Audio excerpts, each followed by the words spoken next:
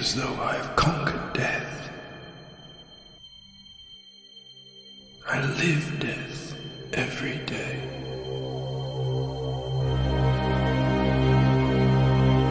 I am surrounded by it, smothered by it. Look at you now. He would have everlasting life. You seek to defy death, yet you cannot even defy sleep. And how alike sleep is to death.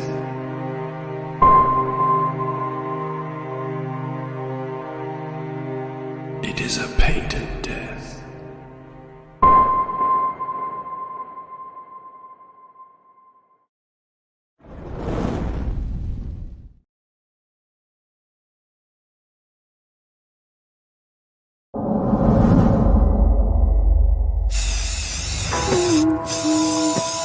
I remember childhood without any friends. Just me and my imagination. So I made up my own friend.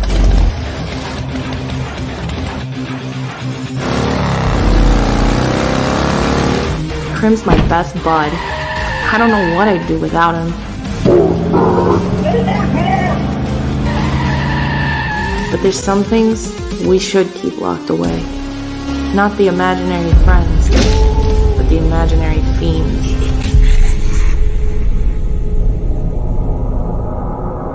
Crim, where are you?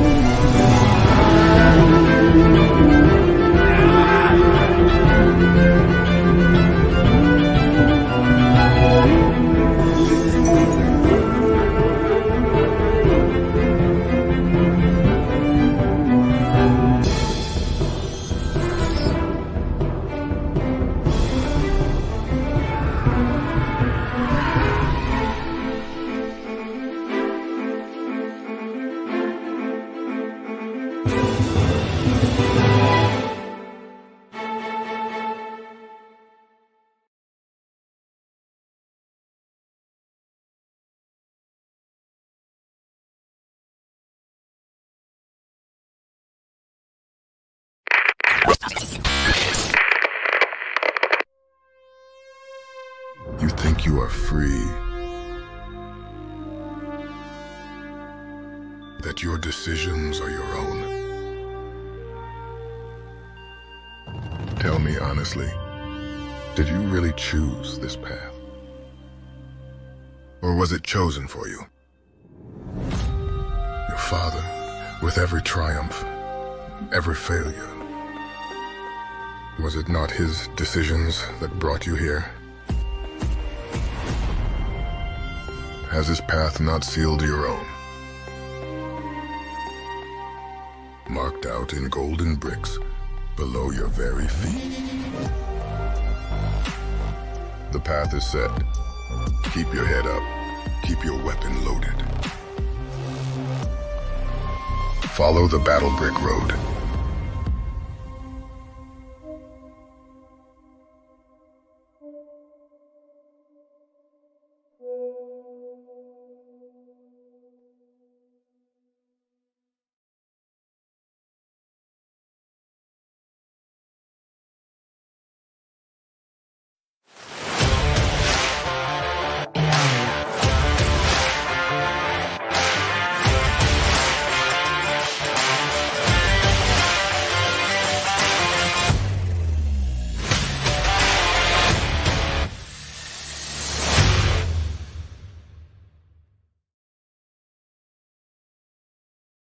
Well, holy cow, everybody. How are you doing on this fine Saturday? The best thing happened in the sense of it just cracked me up right before we went live. I was flipping through the proof, and the proof pages are not glued in, obviously. And right as I turned a page, a bunch of pages just shot out of the proof. And I was like, I'm going to need to go and pick those up so I can take a look at them. So, cats and kittens, holy cow, we have got ourselves a Nosfero proof here. And, I mean, honest to God, such an amazing thing to behold. I'm taking a look at it right now for color and things like that, and trying to make sure that it's everything, you know, I need it to be for you guys. It's gonna be some money. What's up, SDA? Good to see you, my friend. How are you doing? I want to make sure I say hi to all the channel members in the house. But yeah, I'm looking at a square bound Nosfero proof right now, and it is absolutely crazy. What's up, Rick Saylor? Great to see you, my friend. So let me go way back. First and foremost, Timmy Mello, channel member. God bless you. It is great to see you.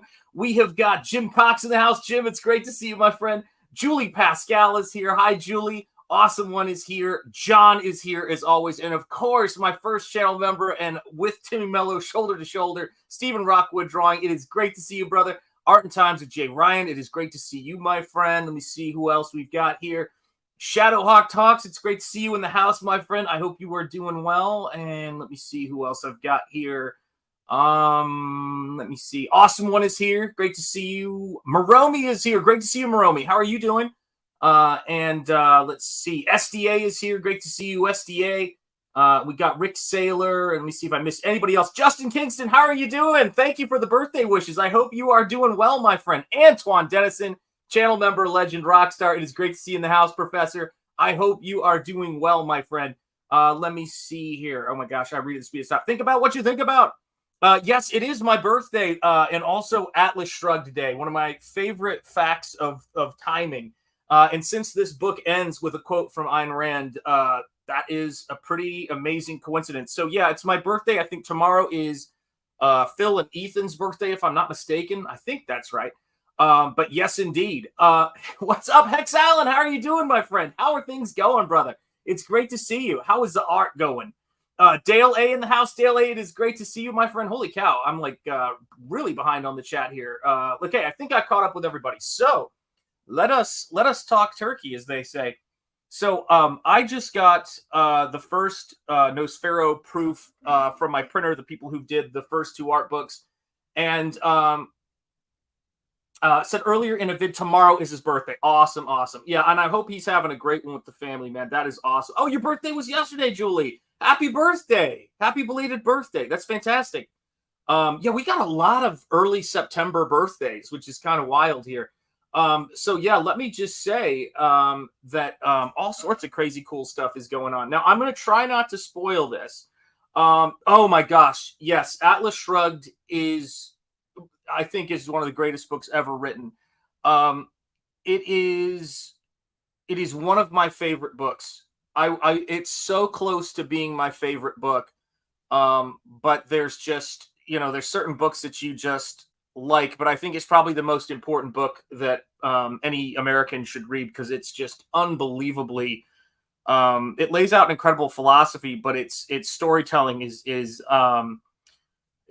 almost prophetic. It's kind of crazy in that way, but it is insane. Love the book. The films were ours. Amen. Yeah. We've had a lot of that lately, haven't we? And thank you so much. I do appreciate, guys, the birthday wishes. God bless you guys. Thank you for being here. And one of the things that makes this a great birthday is it's you guys and this book. I mean, we could talk about probability, like the whole Atlas Shrugged birthday thing, me being baptized on Halloween or being a bicentennial baby, which is really weird, being born in 1976. But this proof coming on my birthday is just so crazy because even though I'm going to be sending them back, notes because I want to get the colors perfect and everything like that, I'm stunned, guys. Like, I'm really stunned by to hold this book in my hand. They've got, they even give me the little crease right there on the square bound aspect of it. There's things that I want to brighten up. Now, this camera is going to make them look brighter than they are, but some of these values are a little too dark, and I want to pump them up a little bit more. But this right here, I'll try not to show you any spoilers. I don't think I'm going to anyway, but things like that right there, that crest I want brighter. There's the introduction by the missus. And then we just go right into the story. And this right there is Nosfero the Crypt Walker, guys. That is the book. That is where we are. And to me, to be able to see that and to have that stuff come to fruition, yeah, I am so damn old. Yes, absolutely right. And I would say this, as far as Atlas Shrugged goes, I bought the CD version that I read by this particular reader, and there's no way, I'm a very slow reader, that I could have read that book all the way through. And so I actually got it on audio CD, and it's great. And I wanted to pay for it because it kind of is a little bit of the point of the book. But this is the thing about it, guys. Printing everything else is fairly easy. The trading cards were fairly easy. The bookmarks were easy. I mean, those kinds of things, I find people don't have as much trouble nailing the color. But when you start talking about printing books, and particularly painted books, the printer that I work with is really good at it. But even still, I find my first proof, no matter how many color corrections and things I do and how much I adjust it, my first proof is always incredibly dark, or for me anyway, it's dark. But I can tell from what they're doing that they know. I know what adjustments to make, to make it pop the way it wants to. Like the way that red is looking right there, I want it to be that red on the book. And then right in here, that's all desaturated, but those contrast values are pretty good, but I want the color to be a little bit more poppy. So that's the stuff that I've been working on, just going through the book and kind of, looking at these spreads to make sure that everything is solid for you guys, because the printer we picked specializes in printing books. And I want this to be, just the finest, book that I can put in front of you guys. And it's amazing that after all of this time of working on this, it's not just about the writing. It's not just about the art. It's about the writing of the book. That is the yeah. Yeah. Oh, that's the goal. What's up, Dan? How you doing? Oh, thank you so much, brother. Gross Point Dank in the house. Dan Flawless Lawless. It's great to see you, brother. Thank you. Thank you for the happy birthday. And so that's the thing for me when I'm doing this book is what's up. Oh, thank you, Mo Biggs. I appreciate that, my friend. Thank you so much. But when I'm doing this book, the thing I wanted to do is I wanted to give you guys a super, yeah, the proof is in, Mighty Geek Studios. The proof is in, my friend. I wanted to give you guys a square bound, as I promised, super high quality book, art book. That was the thing with, it's a comic book, but I wanted it to be something where the quality of, whoops, I showed you the last page. Don't want to show that. But I wanted the quality of the book to have a behind the scenes section, and all of that kind of great stuff that, you want to see when you're looking at these books. And so that to me, all right, take care. Think about what you think about. If you got to get back to work, my friend, get back to work. Understood. And thank you for coming by. Much love. But yeah, I mean, I didn't see nothing. Yeah. The problem with this book is if I flip through it wrong, it could be many thing that would get us struck on YouTube. But the thing about it is that doing little things like this with the pages and having, it look like the page is ripped so you can see about how the story came together and all of that work. That has been the goal of this, is just to make a beautiful book. And it's substantial. I mean, this book is heavy. So when you guys get this, oh yeah, Justin, it does feel utterly surreal to have this book in my hands after all of this time. And it's funny too, is that I know what the artwork looks like. I know what the originals look like. I've got them right here. And the book has kind of got to be its I don't want to say it's got to be its own thing, but it's got to, when you get the book, I want to make sure that the artwork is clear and crisp for you when you're reading it. And if the values just get a little too dark, it's amazing how difficult it is. Oh yeah. It's absolutely. It was a crazy thing because my wife is so funny. She's like, it's here. She came over and she was like, you gotta check this out. And it's overwhelming to kind of see the thing come together. There's a reason why people do not do painted books, and it's because you have to be ridiculous to do this. It's insane. And what you have to kind of say to yourself the whole time you're doing this and the whole time you're working on something like this is you can't think about the next step. Like I was telling my wife that today. We went out to dinner as a family. It was great. My daughter and son wrote me cards. My daughter even had a joke about it where she wrote, because we said we're going to watch a movie tonight. She said, she drew a little cartoon drawing and she said, Dad, are you, or no, it was about the movie's birthday. Dad, are you ready to celebrate your birthday? And mine was a response coming from my office going, hold on, I just got to finish this wash. That's what I've been saying to these poor folks, man. It's my family has just been, I've been in front of this desk working on this thing. And so the biggest thing about it is staying focused all the way through to the end of the production of the book. Because once this goes to press, there's going to be 800 copies of this coming to my house. And I don't want to have 800 copies and the money we're spending. And I'm not even talking shipping, which is ridiculous. I do not. Metal Movies and Brewskis, it's great to see you, my friend. How are you doing? Cranberry Langer's channel member, it is great to see you, my friend. The thing about it is you don't want to get 800 copies of a book that's not great. And this is a book.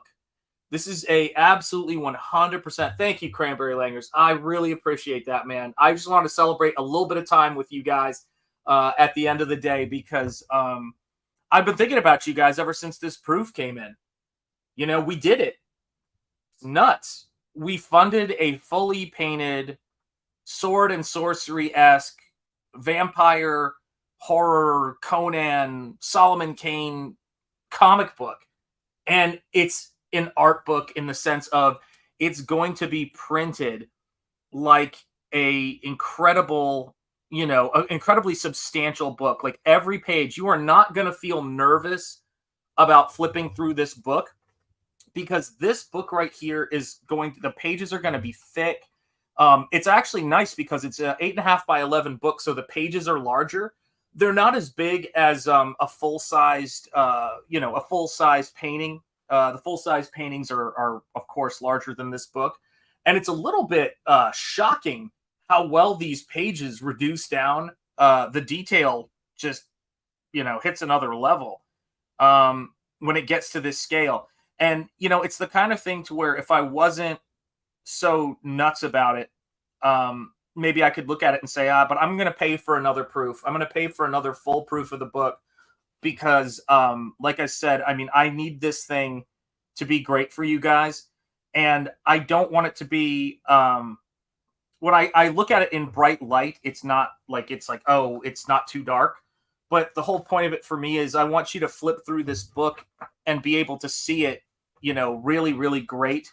And I don't want it to try not to spoil anything. I don't want it to take a ton of work to see it. I want you to just be able to casually flip through it and go to every spread and have it be, you know, a really nice, bright read. But it's going to be, dude, yeah, it was absolutely, Timmy, monsters for sure. Because I was actually, it was weird. I was watching a YouTube channel that I really like that goes to, you know, oh gosh, thank you, Mo Biggs. God bless you. I really appreciate that, guys. And yes, the emotions have been crazy today with this book. I mean, it's been nuts. Of course, I immediately went straight into the files and started editing things that I thought colors needed to be, you know, bumped up and adjusted for it. But the thing I think that was really crazy about it is when you get an 8.5 by 11 sized comic book, it takes you to those horror comic magazines. It takes you back. And when I was, oh my gosh, Cranberry Langers with a $10 super chat. Let Shanth eat cake. Thank you so much. And let me get a cheerleader coming your way. That was so nice. Charge! Much love, channel member. You didn't have to do that. That was very, very sweet of you, man. Thank you so much. And so the thing about it that sort of gets me is as I was working on this and as I was trying to figure out, like, you know, okay, well, what am I going to do with this? I saw this channel I watched going to the Halloween Horror Nights at Universal Studios, right? Because they have these big Halloween things. And this year, of all things in Orlando, they themed it. Oh my gosh, Madness Comic Network, happy birthday. That's great. Happy birthday. Yeah, my birthday is the same as yours. So yeah, our birthday, we have the same birthday. That's fantastic. Green Laser, it's great to see you. Oh, thank you so much. Oh, happy birthday, Green Laser. I'm telling you, we have a ton of Septembers, man. We have a ton of Septembers. So these guys were going through, these really nice guys were going through, and it was the store, the tribute store this year, Universal Orlando, is themed after horror comics and EC comics. And I was just amazed because that's the stuff that inspires me. But somebody in their chat sent in, and they were just reading it. It wasn't their opinion, said something to the effect of, do people still read comics? And my heart just sank a little bit. And I thought, because obviously the store was cool. Everybody's jumping on EC Comics. I think comics are due for a comeback for sure. But I was really kind of like blown away. And I thought, we really got to get people. And I know Comicsgate is doing this and we're all working our tails off. But we've got to make these books, and we've got to make them in a way, at least for me. I think this is true for everybody, but I want to speak for everybody. What I want to do is I want to have these completely locked in adventures. Yeah, why is KSSX not in here so I can say happy birthday to him? That's weird. But I was looking at this and I said, if someone's like, what's Nosfero about? I want to read Nosfero. How do I catch up on this book that CG is putting it out? Yeah, don't call it a comeback. I've been here for years. Absolutely right. We've been here for years making great comics, and we don't need a comeback. We've got this thing on lock.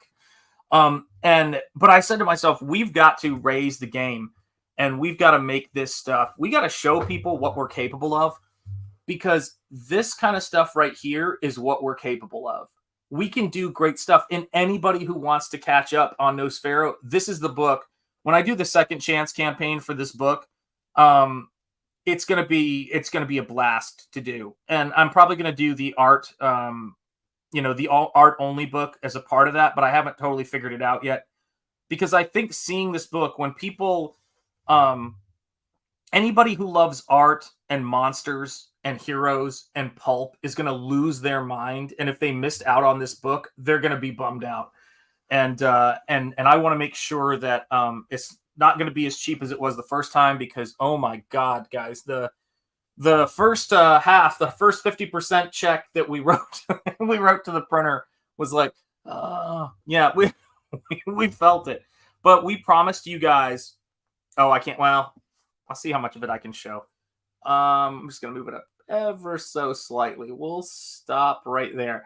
But the first check that we wrote to the printer, it was like, we were like, oh my god, but we promised you guys heavy stock paper. We promised you guys that it was going to be the highest production level, and you guys have backed us for all of this time. Brushes, all of the stuff it took it basically, from the second I started working on this book, it was such a crazy investment for my family. It was basically about like, trying to bleed slowly as we made this thing. And what was so cool about it, and what was so fun about it, was that we knew we were making something beautiful. We knew we were making something for you guys that people were going to see, and that you guys, let me see if I can make sure I can do this without, having the end page fall out or something like that. But we wanted to make something that you guys could show people and go, yeah, just in case you're wondering what I helped make possible, this is what I helped make possible. A hand-painted horror comic book, adventure comic book, the first print of this book. If you backed it, you are getting the first print. That's what it is. And that's why it was so important to me. Every time I do a print of this book, it's going to have what print it is right there on the front page. It's going to say first printing, because that is super, super important. Do you know what I mean? And that's why, again, in addition to all of my friends, family, and art inspirations, that's why it says, and all of my backers. There you go. And lettering by Eric Weathers, man. And we're going to thank you, Metal Movies and Brewskis. We're going to just annihilate these folks, man. The stuff that, Ethan is doing, the stuff that Eric July is doing, the stuff that Razorfist is doing, the stuff that my brother Eric Weathers, he's got a book out right now, My Letter of the Great Eric Weathers, who really made the lettering in this come to life. Just a terrific guy. And I've got the link. It's the top link. Because I don't have Nosfero anymore, is to back Battle Brick Road 2, which is going to be great, man. Oh, the groomsman, my brother. Mwah! It's great to see you. A $15 super chat. Love to the kids, love to the missus, brother. And let me send a cheerleader your way. Charge! And since we're at 12:12 on the East Coast, let me say happy birthday to Phil Diaz and happy birthday to Ethan Van Sciver out on the other out on this coast, man. John, yeah, kill him with talent. That's exactly what we're gonna do. The great Eric Weathers, never forget. Yes, indeed. Yeah, the groomsman is here. Oh my God, Antoine Dennison, thank you, man. Can we still buy the book? I want a reader copy. Hit me up, Antoine. Yeah, hit me up. And we'll see what we can do.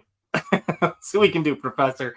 Definitely. And yeah, there's going to be a lot of Nosfero stuff happening for sure. Justin Kingston, it's unfortunate that comics have to be stereotyped as poorly written. Slugfest story is so important. I think CG can revive the reputation. My gosh, Justin, you're killing it in this super chat. I think that CG can revive the reputation on a massive scale. There's so much untapped potential. You're absolutely right. And Antoine, let me send a cheerleader your way, my friend. And yeah, we'll figure that one out. Don't you worry. Charge! God bless you, Antoine. God bless you. So let me see here. John, sorry, I was out to dinner. There you go. Yeah, I had a steak dinner tonight. The missus took me out. It was really great and fun. Yeah, happy birthday to Phil. I think he's an hour behind EVS. Oh, that's right. So he's got maybe another 45 minutes before Chicago is there. Yep, Cranberry Langers. Hey, back. There you go. What is up, YLM? How you doing, my friend? It is great to see you. I hope you're having a good one. There's going to be a lot of Nosfero stuff going on. Well, what I mean to say is there's definitely going to be a re-release of this book. And then, of course, there'll be if when I'm done shipping them out, depending on how many extras of the first printing we have, those are going to be, I'm going to put those up for sale for a lot because otherwise you can just get the second printing. And then let's see here. And then I'm thinking about doing the art only book with just no words, just sort of the silent edition. So for those of you guys, because my son was watching me going over the files for this, and he said to me, he goes, well, what are you doing in terms of how do you decide what to get rid of? Like if there's like a little, there's a hair or something, or like actually it's like brush hairs will get stuck sometimes on the page.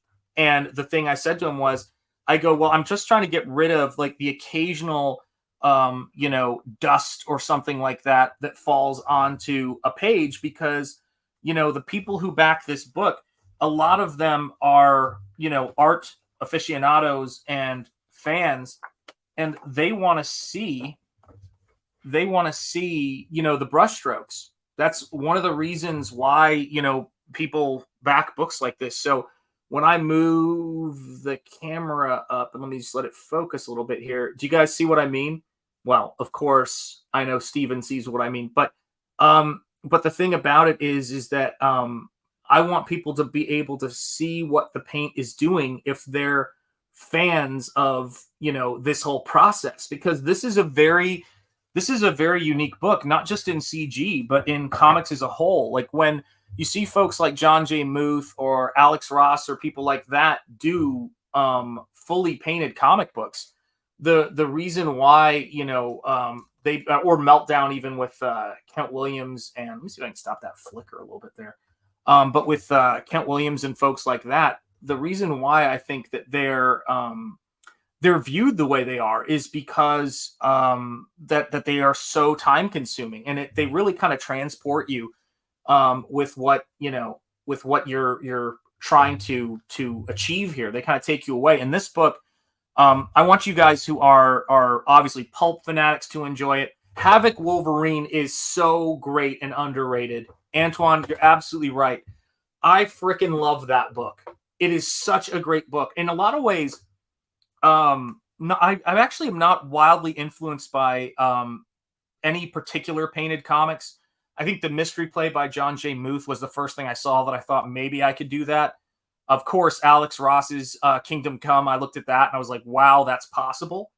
But I think that that book is one that is I completely connect with, man. And it's such a great book. I mean, I have the I think it's 2 issues in the basement. I can't even remember. It's been that long. But when I'm doing pages, you know, like, or spreads like this that are just so intense and so, you know, they're so lyrical, you really have to feel it. You have to get into that space when you're doing it. You know, you can't just you know, you just can't go for it. And you want to make sure that the people who backed this book are going to be able to see all of those brushstrokes and all of the things that you did in there in a way that is in a way that's rewarding. Just like when you guys watch me paint, it's the same thing as when you guys are watching me here with the board, whether I'm working on Mike's piece or I'm working on Razorfist's piece. You know, you guys have a bird's eye view, and this is your way of taking it home and saying, hey, I was there. I was one of those backers who made Nosfero possible. And it's the same thing with me. I mean, I don't even know where it is now. Oh, crumbs. It fell over there. Hang on a second. Let me see if I can reach this without getting killed. Oh, my God. Okay. That's not going to work. Shanth died reaching. He was reaching for a Heather Swain action figure. But, guys, look at this stuff, man. When I see Ethan, you know, nitpicking and trying to make sure that the painters get the face correct on Heather Swain, I'm never going to get that to focus because of the plastic. But when I see him going over that, it's the same thing. There it is.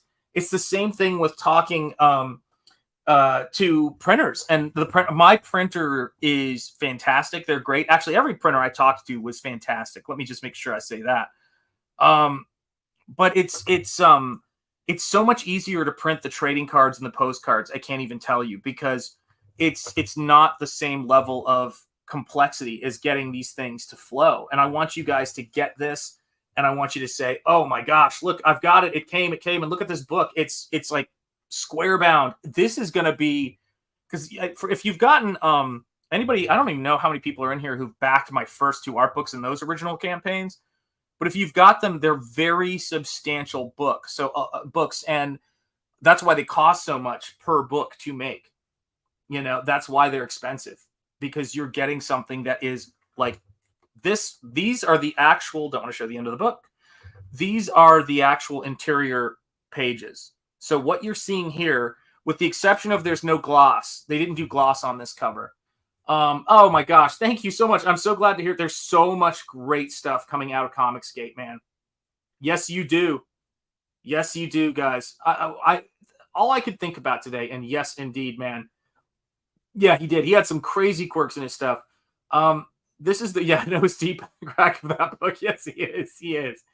And this is what's so wild about it, right? Is that I don't think this is sort of like a prestige format book.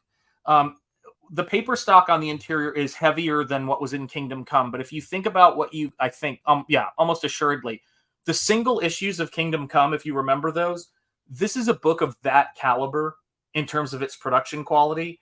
So when you get this is something we made happen. This is nuts. Like, if I could give any advice to anybody who's thinking about doing a fully painted comic book out there, I would say don't do it. Don't do this to yourself unless you're a crazy person, because it is so much more complicated than I will ever be able to explain. All I could say is the people who've done it know what goes into it. It's traditional media, and really crafting something on board is so complicated, and it's got so many interlocking parts. And that's why what you guys have done is something that you could say to people. It's like, oh, what are you doing? You know, indie comics is such a funny thing. People say, I've got a perfectly placed thumb right now. So many jokes, so little time.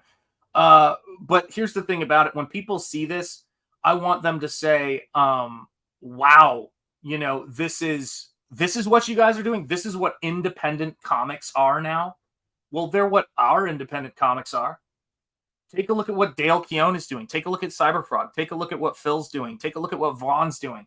Take a look at what Bancroft is doing. Take a look at what Eric Weathers is doing. Take a look at what every single person working in this space is doing. We're doing crazy good stuff. And this is, again, the goal is to show them we do prestige format stuff. Yeah, I scanned in the pages. So I have a giant 2,000, I think they're like $3,000. I don't remember how expensive it was when we bought it. Epson scanner that can handle scanning in my artwork and get a great result. And so that's what I've been doing with my art books ever since. So yeah, you're seeing what you're seeing right here, and the resolution is going to be so much. I mean, it's tough to show on a webcam, you know, on StreamYard, but yeah, it's going to be something. It's going to absolutely be something. And, you know, people are going to see this and they're going to know we're serious about what we're doing, man. They're going to know we're serious about the work that we're doing and the books that we're putting out. I mean, I think they already know that, but we're kind of in this middle stage with what we're doing in this independent space. So we've got, you know, Eric July doing amazing stuff. We've got Gabe is doing his book with Dean Cain right now, and I've seen the interiors. They look amazing. If you haven't backed that, for God's sake, man, Dean Cain has definitely taken a lot of slings and arrows for, you know, having his principles and living the Superman life. I think we should have his back. That's just, I mean, he said hi Comic Skate. When Gabe went out and took him out to dinner, one of their first meetings, that he said, I'm gonna be in talks with DC, and everybody freaked out, and he meant Dean Cain. I freaked out. I was like, oh my God, Gabe, what are you doing? Dean Cain goes, you know what DC is? It's Dean Cain. And he said, hi Comic Skate. Come on now. You don't got Dean's back. I don't know what to tell you. You know, it's craziness, man. And Gabe, you know, Gabe was like, say hi to Comic Skate, man. It's amazing. Gosh, all my crazy brothers, man, it's nuts. And I look at the stuff that we're all doing and I'm like, how the hell are we getting all this stuff done? The same thing goes, gosh, I'm just trying to think with Razor Fist book, which I'm really excited about, man. Oh, Jeremy Burtz, thank you so much, man. I appreciate that.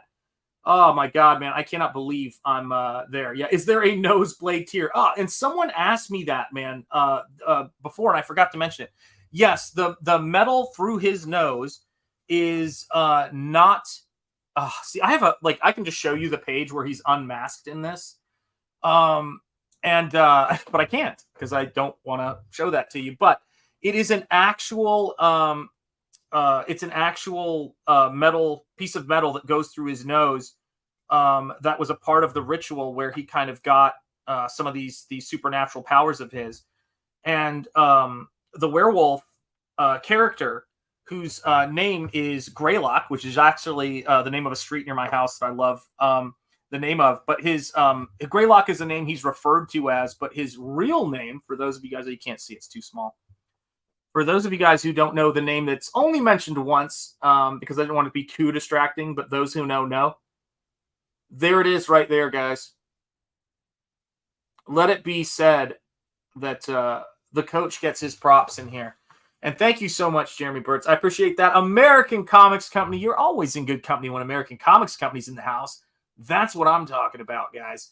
So, yeah, man. Yeah, don't show it, Sean. I'm not. Don't worry. I'm not going to show it.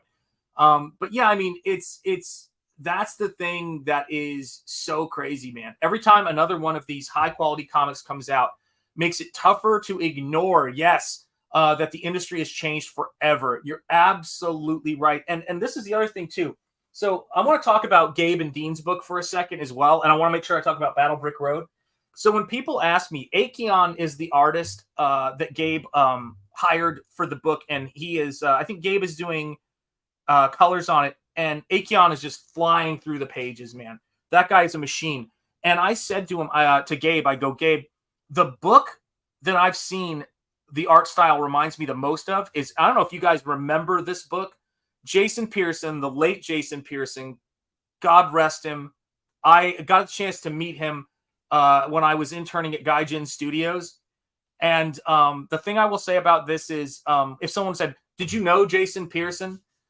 It would be in Gladiator, you know, when he says, he's like, you knew Jason Pearson. He goes, I did not say I knew Jason Pearson. He touched me on the shoulder once. That's about it.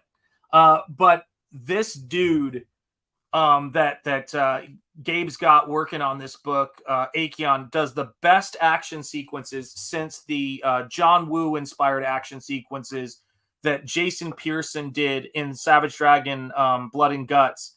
And in addition to that, I would say Stealth Freeze as well. It reminds me of that stuff. Gaijin Studios, that kind of flowing, you know, car and motorcycle chases, which are really hard to do.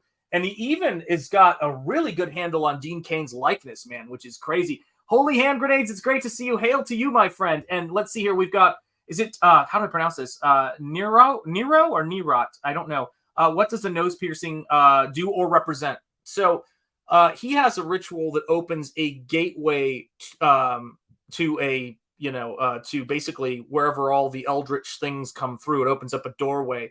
And they do this ritual to open it a bit and then drive a piece of iron through his nose, or, you know, sacred iron, because we know that iron is incredibly, you know, I mean, it can be pretty tough, but it's not like it's the greatest, it's the greatest metal, depending on, but he's got this, actually, you know, it depends. But anyway, he's got it driven through his nose.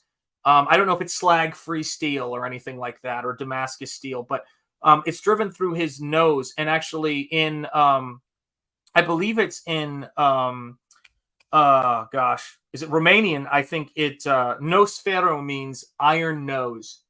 And that was totally happenstance. Originally, I was trying to combine ferocious with Nosferatu as a way of telling the story, but I'm telling you guys, you know, sometimes it's just the way it goes. Crazy things sort of seem to happen when you're with the right people and in a groove. And that's why I think that was the thing that was really important for me to include. I mean, you know, not only is it my birthday today, but it's Atlas Shrugged Day today. And the thing that got me, and down goes Solo, it is great to see you. Hails to you guys and everybody, you know. So it was my birthday 29 minutes ago if you're on the East Coast, but in 30 minutes, it's going to be the big man, my can of spam. It's all about money, Ethan Van Sciver, and of course, Phil Diaz of Zaid Comics, my other brother. So those guys have September 3rd birthdays. We got a bunch of birthdays in the chat. I think Pops and I share the same birthday. Craziness, man. God, I almost like just flip to the last page there. It's going to happen before the stream is over. I'm going to screw up and flip to the last page. But yeah, like the idea of it was that I wanted to, there's two aspects to Nosfero. One of those aspects is something, a power he was born with that might not seem like a superpower, but to a vampire, it's a heck. Yes, Cranberry Langers, you're absolutely right. God's hand, 100%. 100%. Yeah, iron is the most based of metals. And again, I didn't know that Razor Fist was going to dub this phase that we're in the Iron Age. you want to talk about things that just, go, like just happen. It's crazy. I know. I know. I'm thinking the exact same thing. But it's craziness because when the yeah, see, I try not to spoil too much because I don't know what people have and haven't seen, even though I've painted a lot of this on stream. So we'll just say this.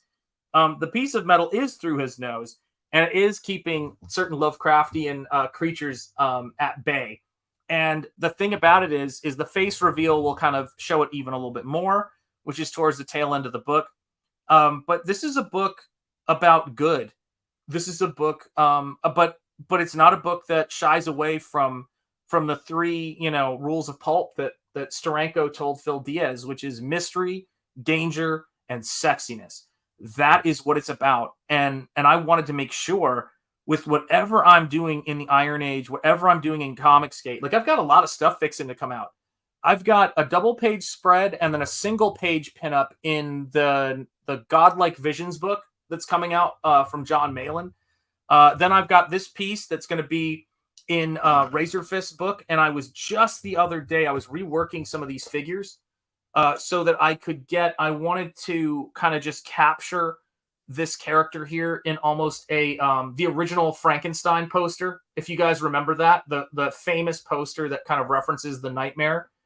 I wanted to have that in there and just kind of get this, this orphaned kid, orphaned by these bandits, and then having the ghost of the Badlands come into frame. And I had I actually decided to, even though I think he looks like he's more based on Clint Eastwood, I kind of referenced the original Django, Franco Nero, who I know was an inspiration for a lot of Razorfist stuff. So I tried to make a reference to Franco Nero just a little bit in here because I felt like it was appropriate. Razorfist cited a couple of influences for this book, and one of them was a conversion of St. Paul. And I wanted to reference this very famous version of it that he showed, the horse in that, and kind of get that composition. Because I want us to show people with our work that we're going to make things that last. We're going to make stuff that people read and reread. And I think that's one of the things. Yeah, Django Nero is a G. You're 100% right. Amen. Amen. Yeah. Amen. Yeah. I mean, I sit there and I look at all of this kind of stuff, and I think we have an opportunity here to make culture that is incredible. Yeah, he does. Yeah, it'd be awesome. Be Drug a Machine. Seriously, that movie is amazing. I mean, the amount of cool stuff in some of these things, and I guess that's what it's about, right? My wife and I just kind of like have to look at each other and go, "Holy crap, it's going to be expensive to make these books." But we're going to.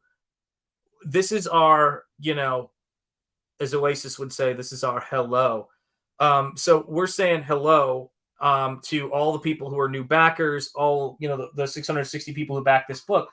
But also, what we're saying to people is this is important, at least for me, that I think the first fully painted, full color comic book in Comicsgate be something that people get and are proud to get. NCM Comics, it's great to see you. Happy birthday, you say. Thank you so much, my friend Noah. I hope you are doing well, man. Oh yeah, Razorfist is encyclopedic in his influences, not only in his references, but in his influences. And so, when I looked at this proof and I was holding it in my hand and I could just feel what it feels like to, flip through this book, I'm like, this is going to be yet another, big kind of statement book, because when you put it next to other great, books that are coming out of our space, just to give you guys a little bit of a sense of this here. And I got the Ethan Van Sciver cover because, I knew I was going to do a stream for Ethan's birthday, I think. No, I didn't know that. But this is a typical comic book size right here. And so you've got about that much more space. You got another inch on top, but then you got another like 2 inches or inch and a half on either side. So the artwork is illustrated to fit those proportions, but it also means you're getting a very substantial large book. Again, like the prestige format books that used to come out. I think of the Shadow Hitler's Astrologer book that came out that my friend Nick, who is thanked in my brother from another mother, my oldest friend and my best friend who's a painter, he's thanked right in there, special thanks right under my family every single book I do, because he proofread this book. He's the person I talk to the most about art stuff and things like that. Sumo Thori, it is great to see you in the house, channel member. I am so glad you're here. Jeremy Burt's channel member, I salute you guys. Thank you so much for being here and continuing to support everything I do on this channel with this book, man. Yeah, this is close to magazine size. This is 8.5 by 11. So I can ship it in some of the larger Gemini mailers. And oh my God, guys, I can't wait to get these printed and in your hands. You have no idea how much goes into. I know you do, actually, but how's the word I'm saying? Because I'm not going to say you guys have no idea what goes into this book, because you guys have been with me here on the streams, and I take for granted that you guys are able to extrapolate from that how hard I'm working. So sometimes I say things backwards, I think. You guys have no idea how much it is meant to me to have you guys here while I've been making this book. I mean, these last 2 years, it's weird to say this on my birthday, but have been some of the best of my life as an artist. And you guys have made this possible, man. How do you say thank you for that? I just don't know. If there's a better way of saying thank you, like if there's a bigger word, God bless you comes to mind, then whatever. I don't even know. I'm going to have to change topics there. It's a little much for me to talk about, because I just got this thing, and it says right there at the end of the book, right there, it says, in addition to a lot of special thanks in there, it says 660 backers made Nosfero the Crypt Walker possible. They paid for brushes, board, paint, and supported my family in our leap of faith. The impact of their support is beyond evaluation. That is what it says in the book. You guys know what I mean?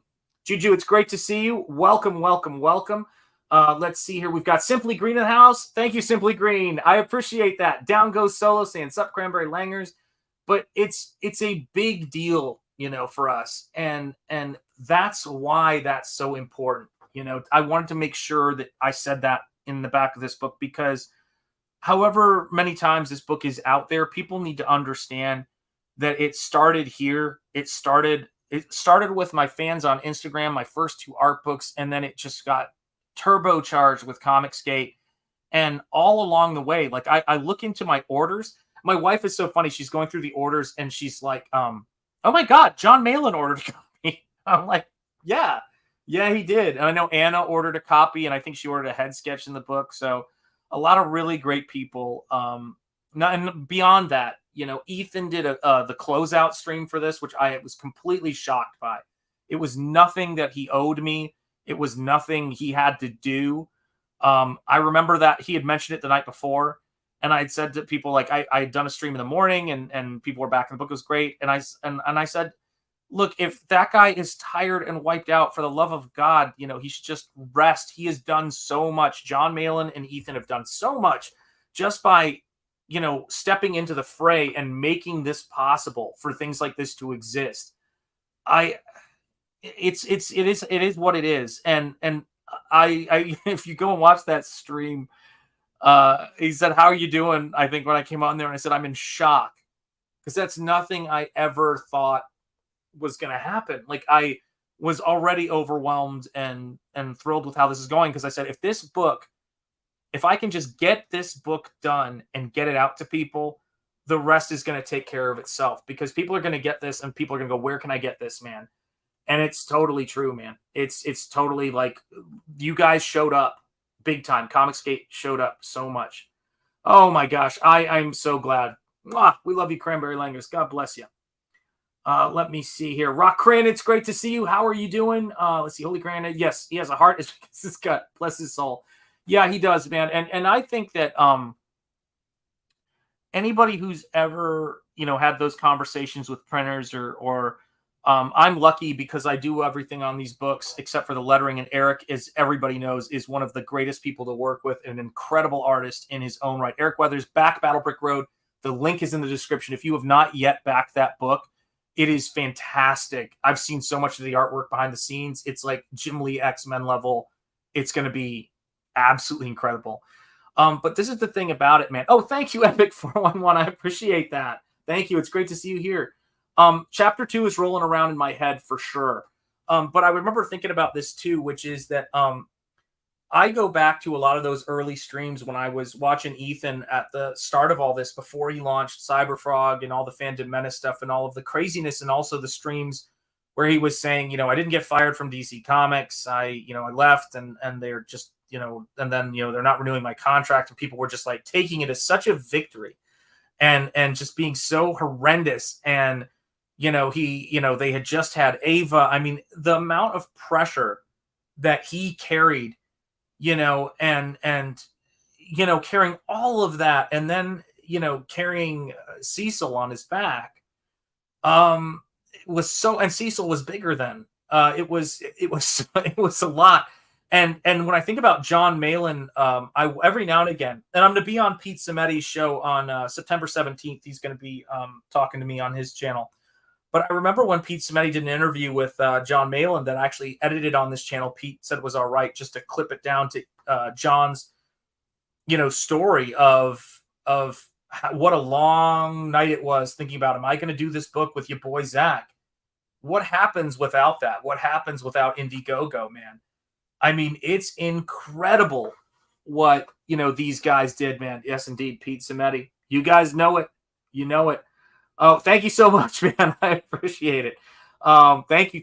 But it was, there were people who were just delighting in the idea of this new dad with a daughter with special needs, and his family, like, losing everything. And they really did not take their feet off the gas. That's why I started doing those videos for Ethan. That's why it's so funny. I will send him stuff every now and again. Hey, here's an idea.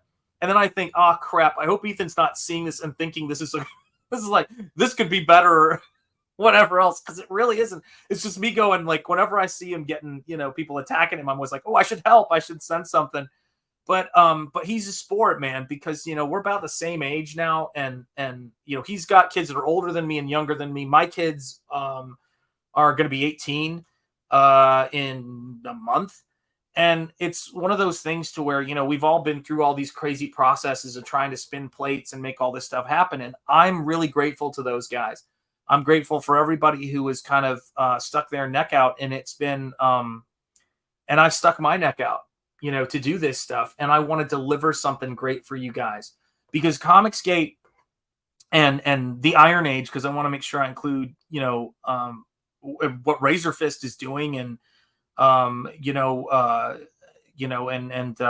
who else is Rippaverse is doing, which is Rippaverse. I mean, I guess I consider it as being a part of the Iron Age, and of course what Dean Cain is doing. It's it's crazy to think about. When I remember when Gabe came in and he was doing all this stuff. I got to meet him because we were Van Damme fans, and he's just like, the way that he is out there. I just saw him on Babylon B the other day, and getting Dean Cain to say hi Comicsgate on one of those first sort of streams. It's like, we're out there doing things, man. When Ethan went on, God, what was the show Ethan went on with Tim Pool, and I know more of that stuff is going to happen. People are hearing about. Thank you, Lloyd Burton. I appreciate your message on Twitter, guys. Everybody who said happy birthday, really appreciate it, man. And Jericho Green, by the way, Jericho Green has been promoting a lot of this stuff on his channel. If you're not following him, man. And Jericho is, we tell Jericho, we're like, you're in the Iron Age space, man, because you're with us. And he buys comics for his kids. So yeah, it's crazy, man. But what do you call it? But it's nuts. And so yeah, when he's right now, Gabe is working on the book with Dean Cain, which is I can't believe my brain is so tired right now. Shit, what's it called? All American. I know the last part of it, right? But it's a comic book starring Dean Cain. I hope they make it into a movie. From the pages I've seen by Acheon, it's great. But no, and no, he's not doing. What is Noah saying? Oh my God, you guys are hilarious. Thank you, guys. You see, good interview. Is he doing a book too? Do you mean Dean or if you mean Truth, Justice, and American Way? Nope, that is done. Gabe just wanted to make sure he fulfilled his obligations to the backers on that, and got that done for everybody who backed that book. And so now he's doing his next book's going to be Beef Law, and the book, his next creator-owned thing is going to be him. It's going to be Beef Law, and then but the very next project, the project is funding now on his own website that he built, is the one he's doing with Dean Cain. Dean Cain and him are writing it.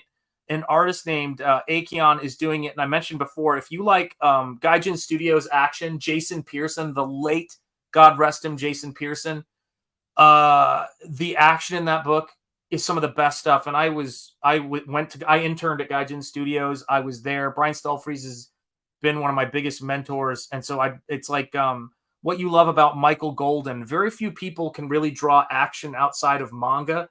You know, you think of things like Gunsmith Cats and stuff like that. It's crazy, man. Speaking of Van Damme fans, ever seen the Space Ice videos? I have not, but I had two massive Van Damme posters in my dorm when I was in college, man. Let's see here. Oh my God, I'm behind again. Be united, untired. Yeah, be untired and unite. I can't read. Be untired. You're absolutely right. All-American Lawman. Thank you so much. Yes. Ethan and John took the slings and arrows, so we didn't have to. Absolutely right. Everyone owes them a lot. Amen. That is true. Look in the chat. Okay, I'm missing some. Big Man Comics. That's right. Truth, Justice, American Way was a funny book. There you go. Yeah. It was a lot of this book, the Dean Cain's All-American. I haven't read the script yet, but some people will send you scripts to look at. So I'm dying to read that, but the action stuff I've seen is sick. And I can't wait. You know, Dean Cain went to Princeton, for God's sake, in addition to being a football rock star and an actor. So it's crazy, man. Let me see. Better to have put the burrito back in than overcook it. That's right. I should know be sleep, man. I had Dean's comic up and closed the tab. That happened to me too. There it is. Thank you, groomsman. I appreciate it. There it is. Yeah. But I thought it was insane and so cool. You know, for Dean Cain to kind of, you know, come out and say hi Comicsgate without batting an eye. Think of the people who are in that space, who are celebrities, even if their politics aren't out there, who are, you know, Gina Carano did that too, come to think of it. Gina Carano was down with the fandom menace and the folks who were hating this woke Star Wars stuff at the cost of her career. So remember that, man. It's like remember the folks, you know, dance with the folks who brought you, is what I say. Yeah, man. It's craziness, you know. Yeah, that's right. Space Ice is a YouTuber. The thing's called. Gotcha. Yes, I know, man. I will tell you what, man. It's the American Lawman stuff is crazy. The Truth Justice stuff is crazy. I got 3 of those covers. I've got, speaking of all of the folks whose stuff I've got, let me show some stuff here and shill some stuff a little bit here. I don't know if you call this shilling, but Terror in the Trenches by Von Klaus, guys, is freaking amazing. Beautiful production, square bound, lots of pages of love. A great, speaking of Dan the Flawless Lawless, a Dan Lawless piece in here. And of course, a piece by the groomsman in the chat is in this book. So if you have never seen the groomsman's artwork, there's a piece in here, and I'm going to show it to you guys. Hold on a second while I whip this thing out. God, sorry. I just thought of a great YouTuber-related joke, but I'm not going there today. Holy cow. So you get this amazing patch here with Terror in the Trenches. I also have Monster MD in here. You got this amazingly cool trading card. We've got a fantastic sticker here. Welcome to Fear City, Terror in the Trenches. And then, come on now. Oh, yeah, and you can still back Terror in the Trenches. So let's move that number a little bit. Let's shock Vaughn. Vaughn sent me a text to say happy birthday today. So thank you, brother Vaughn. I was very grateful to see all those happy birthday texts. The groomsmen, too. Scottsley, it's so great to see you. Indeed, hail CG, hail Scottsley. It's great to see you, man. But yeah, it's got some amazing stuff in it, you know. And thank you, Cranberry Langers. Yeah, I do have a great package. I got that Terror book. It's dope. Yes, it is. So Monica did great work on that book. And of course, Dan the Flawless Lawless artwork here. We got some people in this book in the chat. Thank you, Scottsley. Yeah, to all the people whose birthday it is. It's craziness out here today. And let me see. So here, of course, is Monica's cover right there with the spot gloss. And Vaughn does really great graphic design. There's Vaughn's signature. I'm so proud to have this in my house, man. It's so great. I don't want to spoil the whole book for you guys, so I gotta like flip carefully. Great production value is all you also need to know. Let me see if I can find it, man. Where is it? So there's some really cool pieces in the back of the book. There's a really great bits of illustration. But right here, guys, in the house is the groomsman right there. That is his artwork. How killer is that, guys? How killer is that? So we have got some outstanding artists here in the chat, folks. We've got some amazing folks who are doing some amazing work. And as all these books come out and as people see, what we're able to do, I got this the other day as well. For those of you guys who know Kenneth Rocafort stuff, this is what it's about, guys. And speak of the devil, man. Speak of the devil. There's my brother from another mother, Gabe El Taib. How are you doing, brother? Happy birthday to you, my friend. Double Impact is oh, God bless you. And the highlight of my week. Thanks for making it great. Also, my very best to you and your family. Thank you. My best to you and your family, to Adrian, to, Minnie, to your son, to your brother, who I feel like I've gotten to know. And of course, Big Baby, your granddaughter, the amazing Big Baby. I love seeing those baby photos get texted to me all the time. And of course, since he's in the chat and he sent a super chat, you legend, you. Let me get a cheerleader coming your way. Charge! God bless you, brother. And love to Big Baby and love to the family. And let me say this, guys. We've been posting the link in here today, but let's make sure, guys, check out American Lawman. It is All American Lawman. Looks freaking amazing. I was just I showed this to Jericho and Gabe on the last Double Impact, but this right here is like Michael Golden, Jason Pearson, Brian Stelfreeze. It's the action in that book is some of the best drawn action I've seen since that heyday. And it's craziness. And you guys were talking about Truth, Justice, American Way. I got the 3 different covers for that book right here. So yeah, Big Man Comics is hitting it hard, man. I mean, look at the stuff that we've got going on, guys. Look at this stuff. And oh wait, he's in the chat. So colorist of Isom, as well as the million other plates that he's spinning, guys. We've got some crazy stuff going on here. And as these proofs come together, and I'm seeing, the stuff that Eric Weathers is doing, guys. Make sure you back Battle Brick Road 2. We've been doing this for a while, and that brings me to something I talked about a little bit with you guys, right? This right here, this is from 2002. This was my self-published comic book Spring Ball. I know you guys have been hearing a little bit about it because I showed John Malin some of this stuff, and John was like, "You should do something with it." So I'm chipping away at that, although I'm very much in a Nosfero mode right now. Yeah, Gabe's colors are sick on Isom, man. And of course, Dean Cain, and seeing Dean Cain and Eric July and Jericho hanging out was freaking amazing. But all this artwork is being, updated, revised, and fixed. So if you have not, if you have not seen, I've been posting on my Twitter some updates for those pages and things like that. But we've got just a tremendous amount of cool stuff going on. I was talking to Vaughn the other day about Vaughn sent me a message like, at some point I got to get you to do some Terror in the Trenches art, and I'm like going, guys, the only jobs I want to be doing right now, right? The only jobs I really want to be doing are stuff for the Iron Age space. I'm the kind of person where this, I know John Malin's talked about it a lot and things like that, but this space that we're in and the stuff that we're creating stuff in is something that we can make into something that, I mean, we already are. I think we're at the end of the beginning and we're in the middle phase right now. But it's something, you know, that we can really do, that we can make something great. I mean, when Razor Fist launched a comic book, like when Eric launched a comic book, it was nuts. You know what I mean? Like I was like, oh my God, you know, like Eric July is stepping into this, because a lot of the people in this space have come out of comic books or been working in illustration, graphic design. But Eric brought his audience and he hit it out of the park. That was crazy.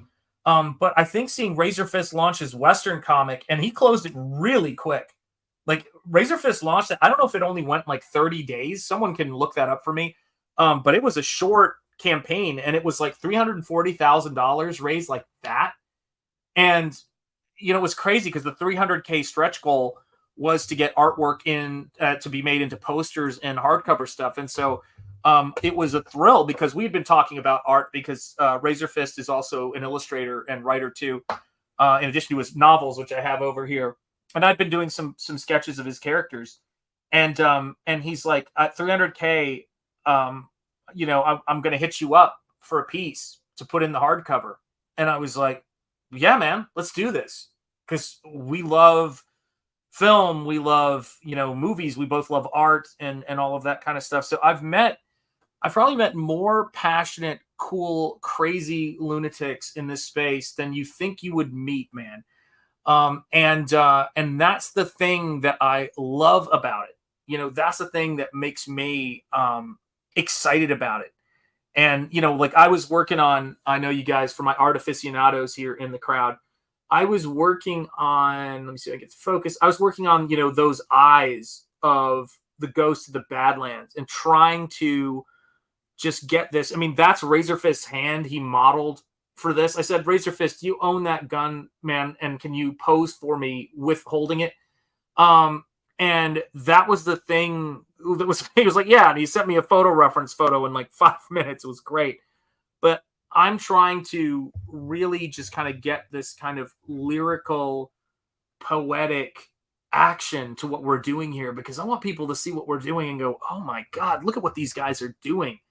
You know, Universal monsters, Westerns, indie film, indie comics, all of that stuff started with just creative artists working their tails off, getting together and saying, come on, guys, let's band together to promote what we're doing and really change things and move things. That's what the studio did in New York, which was Mike Kaluta, Bernie Wrightson, Jeffrey Catherine Jones, and Barry Windsor Smith. That's what happened with Gaijin Studios. Yeah, exactly. It was so funny too. I was laughing about this because this is my hand in photo reference, and that's his hand over there. So you got one Arizona hand and one Rhode Island hand in the same painting. That ain't easy.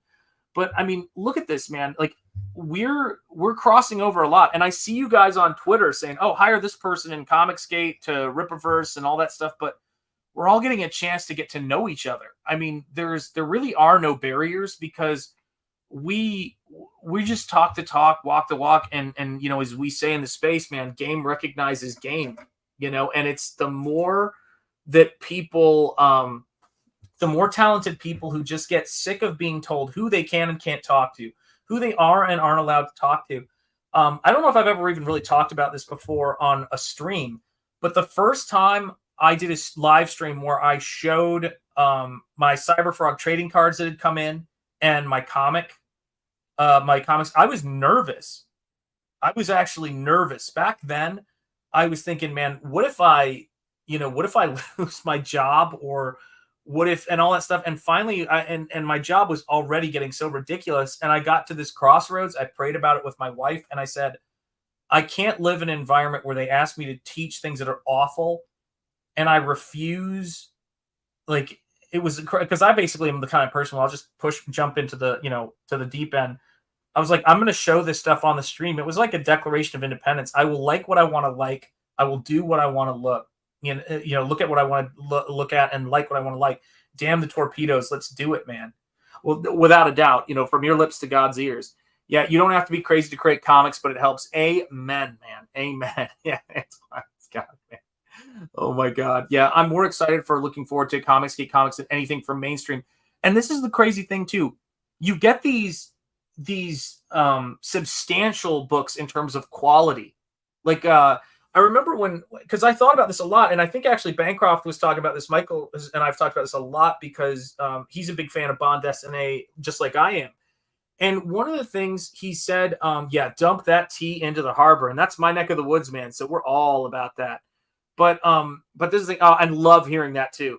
I love hearing that. I didn't buy a comic for 20 years, but I bought around 10 books that, this last year. Yep, same here. I've been buying just old collections. I haven't been bought anything new. And then with Comicsgate, it's just been it's been great. And also, here's a bigger one. I haven't made comics in an incredibly long time. I think the last book I published, I did a job that never saw print for Thomas Jane for Alien Worlds, written by Bruce Jones. I was working on a short story, but I don't know what happened with that project. That's some of the black and white stuff you've seen. So Thomas Jane, I reached out to him when this is what I do.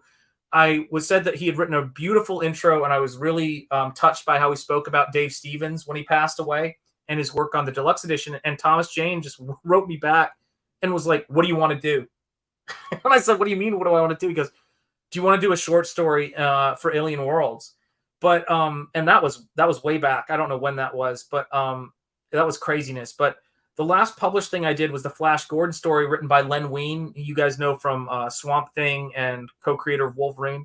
So I've worked in the industry before, and I've worked with different people.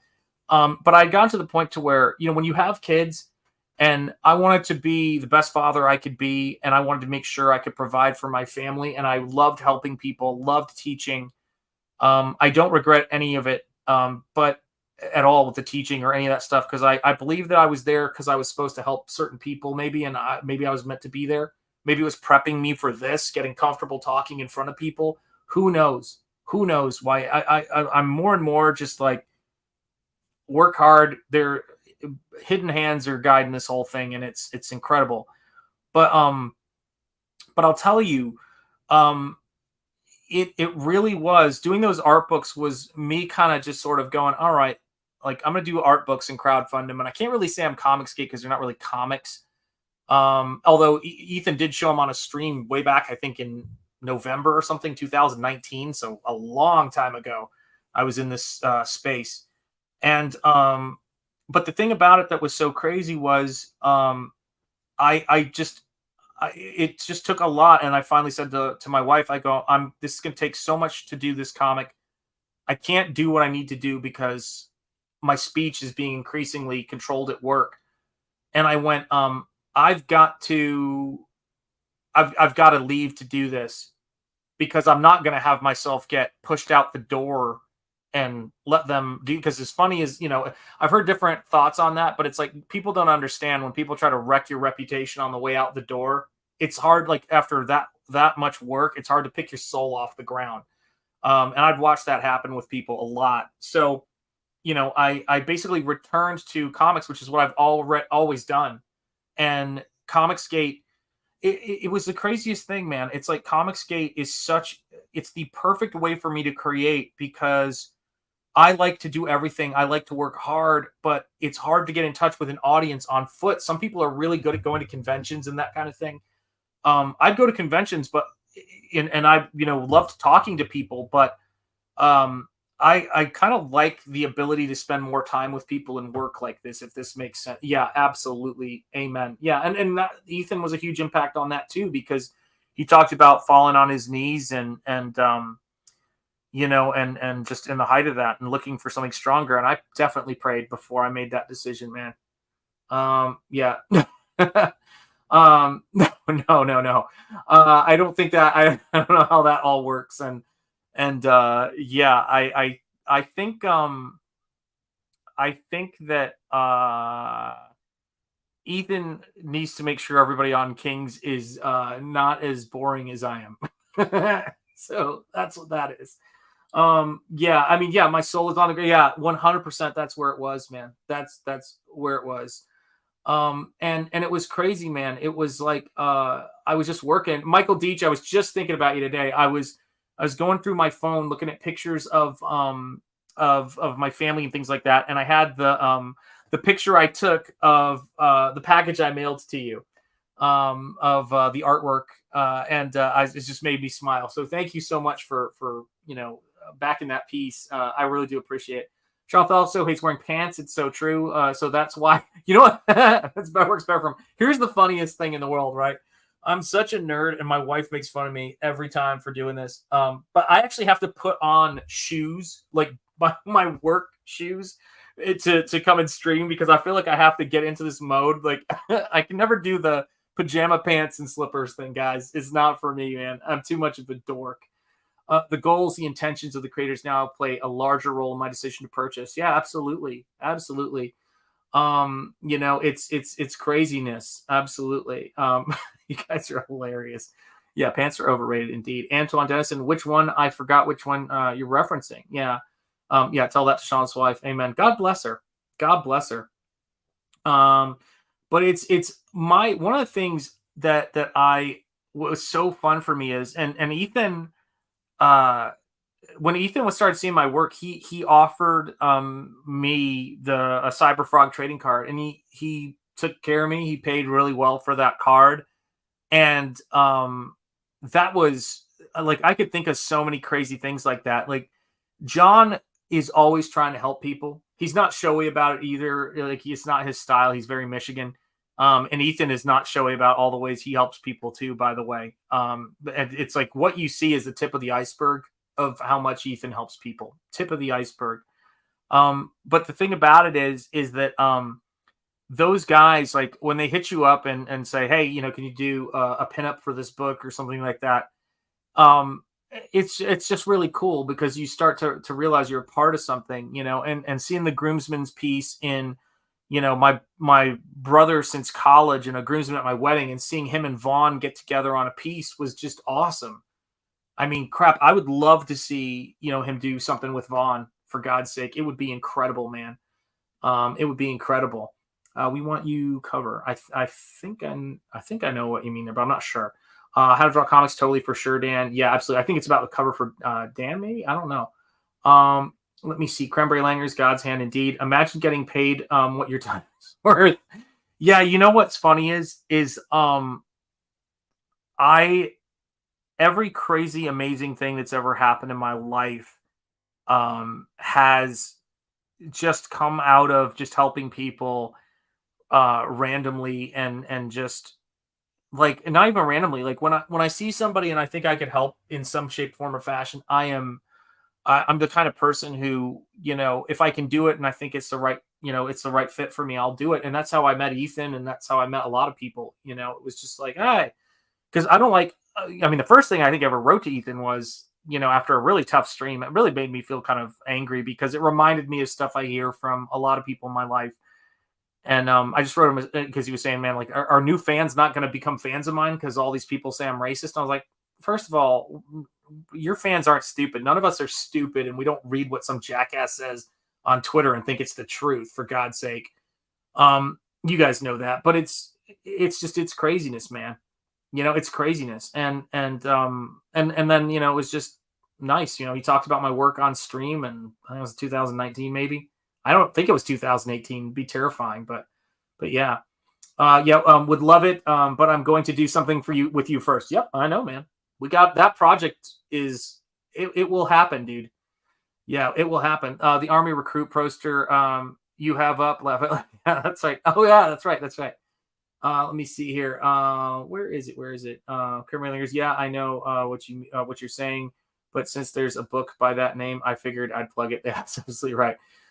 So much talent out there. Yes, absolutely. I see a lot of potential for CG going forward. Lots of momentum. Yeah, and we're nurturing that talent in the best possible way, which is letting people come in, put time in, and build their audience. The mail-in method is what I heard, and I said, this is what I got to do. I've got to do what John's saying, and I got to see if it works, because it's not just about doing it. It's about doing it and working hard and seeing what works, and trying to balance that time between making work and putting this stuff out there. And I thank God for those guys for laying the blueprint down there. It was really scary too, because when I was writing that special thanks in this book, and I thank John and Ethan, I was like, do I thank Kathleen Kennedy for destroying Star Wars? Because if it wasn't for her, I don't think I would have met Ethan or any of these people. it's kind of scary how that works. You know, yeah, he's a Shanthist. He is. Yeah, good job, Antoine Tennyson. Nice plug. Absolutely.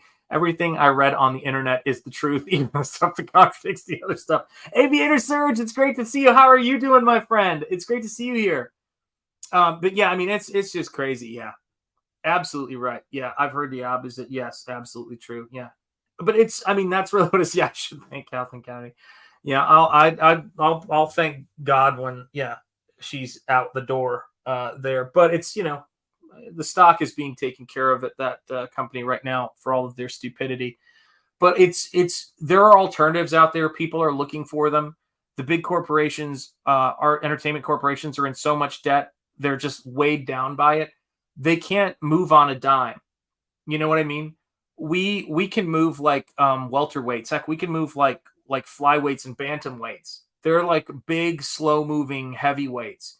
And we've got to be agile. And by the way, when I say you know, that we're welterweights or whatever, bear in mind, you know, we've got now with Eric July a book that's raised over $3 million. You've got, and I collect 1/12 scale action figures of the Universal monsters and stuff. Ethan's figures for CYBERFROG are amazing. They're incredible. They can take the Pepsi challenge with McFarlane and with NECA, even if I haven't opened them yet, because I'm one of those. I'm going to. I just got to find a better place to put them, and I like to keep my stuff in the box. Actually, let me rephrase that. I don't like to keep my stuff in the box, but I got to have a place to put them. Everything I've got all around me is out of the box. But I've got, and I didn't want to take CYBERFROG out until I had Heather Swain, because I like to put my figures together with other ones in the set. And so, and I'm never going to get a Vespas figure. And I have to say this about the Vespas. I have an absolutely terror of this time I got trapped in a Volare station wagon with a wasp nest. And when I see the Vespas, I'm like, they are the villains, man. They are the villains, you know? And it's it's just the way it is, you know what I mean? Yeah, it's disagree. His figures lack necessary articulation. It's interesting because I've seen some reviews of the figures. Here's what I would say. I would say that that's why I kind of think of them as, if you compare them to McFarlane Toys first figures, they're way more articulated. But I actually have the McFarlane Spawn Kickstarter over there, and it's a great figure, but it doesn't have the most wild articulation. I just think of this, I mean, again, first new toy from a new company. That's what I got to measure it on. And the paint apps and the way it's put together, I think it's great. But you know, like I said, I mean, if this is phase 1, holy cow, you know what I mean? It's like phase 2 will be nuts. But I think, for me, the trickiest thing about this figure is, because I just watched, sorry if I talk toys a little bit here, but I do love toys. Daniel Craig, God bless you. Thank you for bringing toys up. We're all trapped here. I don't take a breath. I don't believe in it. That's when they get you. But it's, yeah, I'll go pop and don't open. No, I ain't going to do that. But one of the things that's really tricky is, Todd McFarlane, McFarlane Toys just released a Michael Keaton Batman with neck articulation. And the thing that drove me crazy about it is it ruined the flow of the cowl. And I know that CYBERFROG moves his head around because he's got all those gears, but having, or, you know, all those cables, but having painted him, I worry about him having too much head articulation, because I think it's going to make the shoulder and the neck look weird. I don't know. I kind of, like, I'll give you an example. And this toy's gotten a lot of criticism because of the single piece body and the metal armature inside. But this is the Mezco 1/12 scale Michael Keaton Batman. Now, the likeness for this figure is absolutely ridiculous. I mean, I don't know if you guys can tell at the scale, but it is, oh, there you go, that's a little closer. It is an absolutely insane, right? But Michael Keaton did not have neck articulation, and so this doesn't have any neck articulation at all, nor does the NECA. And when I saw the McFarlane version, I was like, it's, you know, it's fine, and it's certainly got a great price point, but I don't think I don't want to see the Michael Keaton Batman's neck move. But you know, like I said, I'm just excited we're having toy conversations about, you know, on that level about this stuff too. So and respect that. Yeah. I don't. Oh, sorry. I just missed your. Daniel. I was about to click on it. It jumped. I don't consider McFarlane as a standard for figures, though. Yes, understood. I know a lot of people don't. My action figure, my figure taste. How do I put this? What is this, Daniel Craig? What is the funny slang term in the toy collecting community for? Is it a basic poser? Is that the slang term? You know what I mean? I do kind of fall into that category as far as my figures. I don't do a lot of crazy posing of my figures. I do love the Four Horsemen, Headless Horseman figure, which is freaking amazing. I love what Four Horsemen are doing. But again, you could argue they worked at the big companies and they felt like their designs were getting butchered on the way out, and now they're killing it, man. Four Horsemen, I consider them Iron Age, man. Yeah, Michael Keaton's neck articulation is racist. I agree. No doubt, Michael Keaton lost his neck articulation in the trenches. Yes, I'm stiff, man. Yes, it's totally true. I canceled my Mezco 89 because it took too long to deliver. I've heard that from a lot of people. Yes, indeed. And it's funny, I canceled mine and then I got it afterwards when I got it at, I think, a pretty decent price, because I was like going, I liked the face sculpt and I kind of like to use it for lighting. But again, but even my key didn't have neck articulation. You're right. But there's a term for it. I'm a crazy ACBA type. I know what you mean, man. I love it, man. See, this is the thing, though, right? This is what people don't understand because it was considered a hate crime.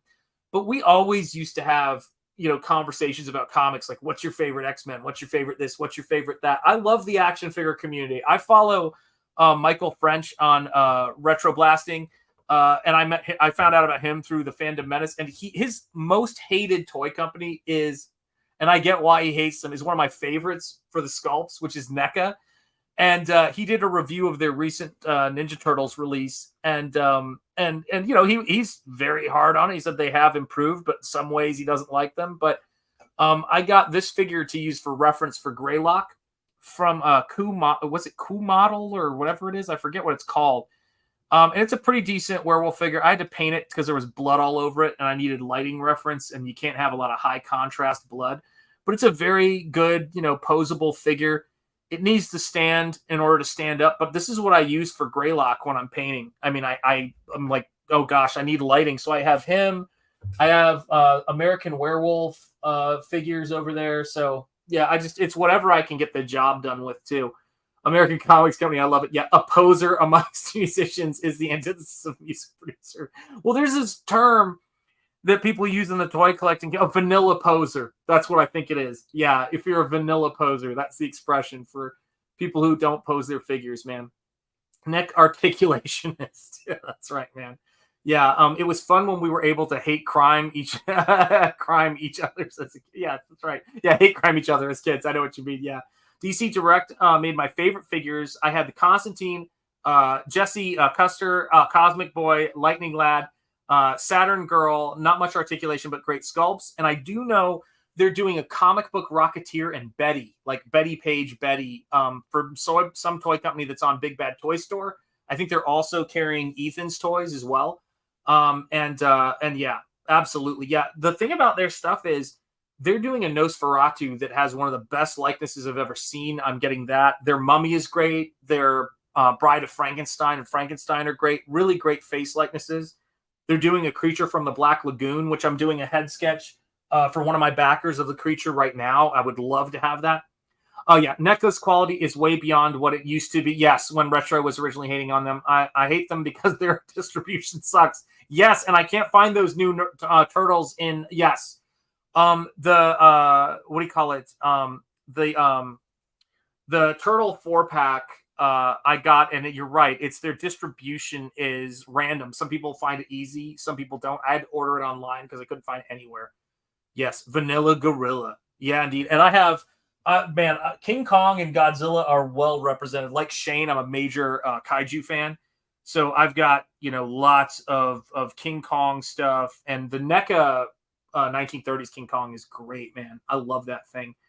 Let me see here. Yeah, Kramer make neck articulation great again. Yeah, I mean, it's a very tough balance with fans. I mean, the Todd McFarlane Spawn Kickstarter got savaged for its articulation because, you know, he's always loved to take posed figures and put them together in these poses. And it's like, you know, it's crazy to think about, right? But it's like when we look at the stuff that we do for our fans here, for example, this is a piece that's going to be going to Aldous. So he backed at the head sketch tier. So he wanted a shadow painting for his head sketch. And so, you know, that's what, you know, I do. Like, I go in and I'm going to try to bring the quality to a level to where it's essentially a head painting or a head portrait. And the same thing goes with the trading card original art, which is right there. Those trading cards came out great. The piece that's going to be I think I've shown that already, but the piece that's going to be in John Malin's book. What figure just fell? Oh, it was King Kong. I don't know where I put all that stuff, but all of the stuff that we're doing for our backers. Oh yeah, here you go. This is the piece I'm doing for Lloyd Burton right now. This is his head sketch. It's Bride of Frankenstein with also a figure because I wanted to include that. And it's I love that kind of stuff. Like, I love just delivering beautiful work for people. And these pieces are so good. Like, I try to do them so that I can put them in my next art book because the stuff I do for backers is big, man. Yeah, Shane Davis, 9 Lives Comics, guys, on his own site, he's making it happen, man. Yeah, I just got the 1972. Oh man, Monster Arts Gigan today. Now SH Monster Arts does some crazy stuff. I have there's my New Testament Psalms here. I have hopefully I won't knock everything down, just a few things down. But I have the SH Monster Arts Shin Godzilla Frozen version. So yeah, I'm a big fan of their sculpts. Their sculpts are absolutely mind-blowing. And I'm sure I will find whatever it was I knocked down there. But let me move that back there. Got a little Bible that my late father-in-law's that my mother-in-law gave me over there. Let's see here. Paul, gosh, let me see if I can pronounce it. Is it Bachleda? Or help me pronounce that in the chat. Shanth, I saw your post on X about the proofs. As somebody who is coming in late to the party, how will I be able to get my hands on your book after it gets to backers? So my plan right now is to do a second chance campaign for Nosfero, because I think when that book lands, a lot of people are going to see it and find out about it. And it's, I mean, holy cow. It's going to be amazing. The next proof I get, because I want to make sure I do some color adjustments on it, but it's going to be crazy. But if you're just getting here too, this is the proof. I'm actually supposed to got your chat over there, but this right here is the proof that I was showing before, and it is going to be, I love the little post-it notes I get from my printer, but it's going to be an absolute stunner of a book. You know, 8.5 by 11. I just realized it's not bound, so I can just do this, but 8.5 by 11, heavy stock paper, square bound. It's going to be substantial. And yes, use every part of the buffalo. Yeah, that's the whole thing about this stuff, is being able to build equity in the things that we own so that we can support our families and also make sure people get books, you know, or who want to catch up to them. I'm the same way as you. If it wasn't for second chance campaigns, I don't know what I would do. You know, like, that's how, because I have that awful disease. I swore I backed that. But yeah, sometimes I want to get stuff that I missed, or sometimes I want to get reader copies, which is a big thing for me. Loved Godzilla as a kid. Amen. Yeah. Use every part of the buffalo. Amen. You know, I think once a comic comes out, there's a lot of people who become interested in the books. You're right, because it's a big leap of faith when you back. Oh my gosh, Roma Faye, it's great to see you. Channel member for 7 months. Hi, Shanth. I do fan art of Nosfero. Can I send it to you somehow? Yes, of course you can. Yes. Send it to me on X, you know, or post, if you're on Twitter, post it on Twitter and tag me in it. Yeah, I'll check it out. What's the final page count? Of the story is 33 pages, special number to me. And then the whole book is 50 something pages, because there's all this behind the scenes stuff, and it's got a lot of art in it. So yeah, the most paintings I've ever done in a book, first time paintings, and the most painted comic pages I've ever done. I'm happy to hear that. Arrived just as the first campaign ended. Oh, absolutely. Yeah, understood. Yeah. We want to make this stuff available to you guys. That's the big thing about this. You know, when this is the cool thing about what we're doing, right? Is it's not like people go, oh man, did you read the Harry Potter? Oh, when did that come out? Oh, you missed the first book. You can't get it now. It's like, no, manga's not like that for sure. You've got manga that are taking off that were drawn in the 80s. So I want to make sure. Oh, let me just say this. Channel member for 7 months, and let me send a cheerleader your way. Oh my God, I can't believe I didn't do that. Charge!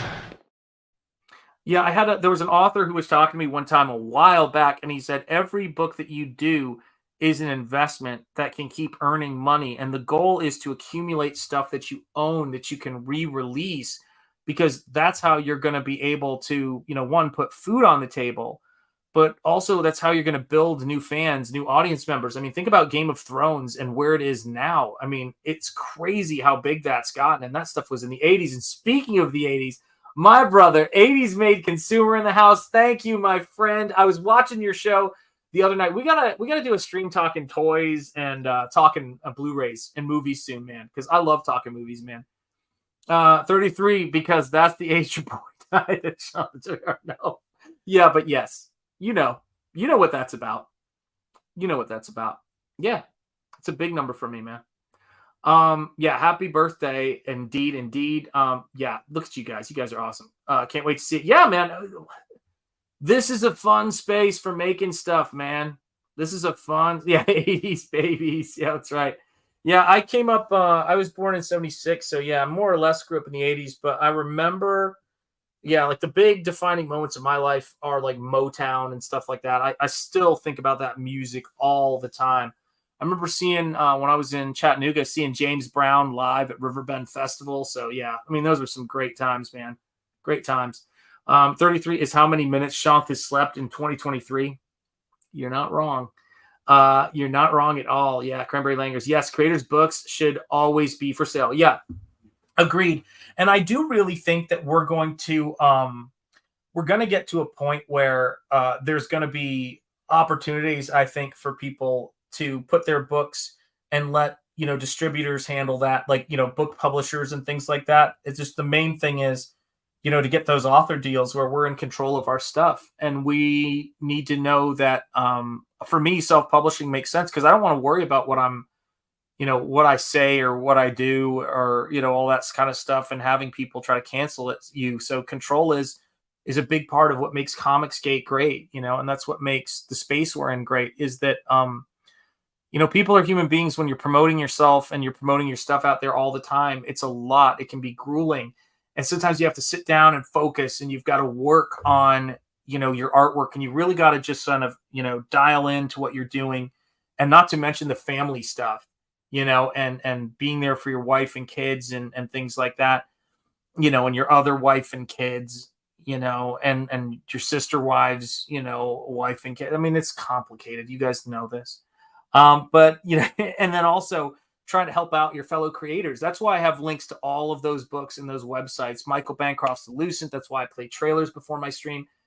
Eric Weathers, we were talking about Gabe El-Taib and Dean Cain's book. Guys, Dean Cain, man. He said, hi, Comicsgate. We got to rock with him, man. At Gabe's behest, Gabe was like, say hi, Comicsgate. And he was like, hi, Comicsgate. I mean, come on now.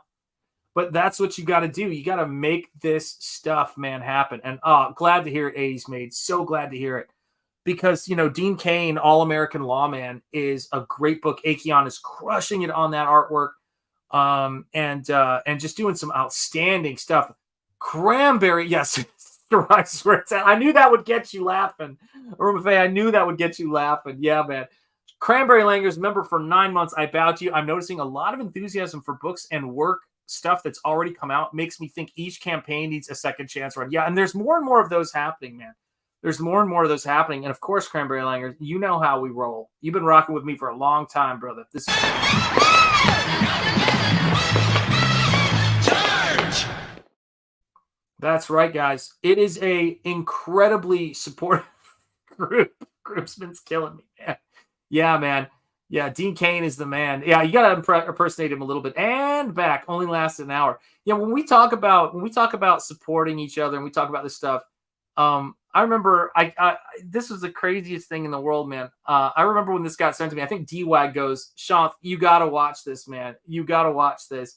And I was like, "What?" I was like, "What?" And he sent me a clip of this. But this is what it's like, man. And I was really touched by this at the time. This was way back before the campaign closed, I think. So yeah, I love this. This is great stuff.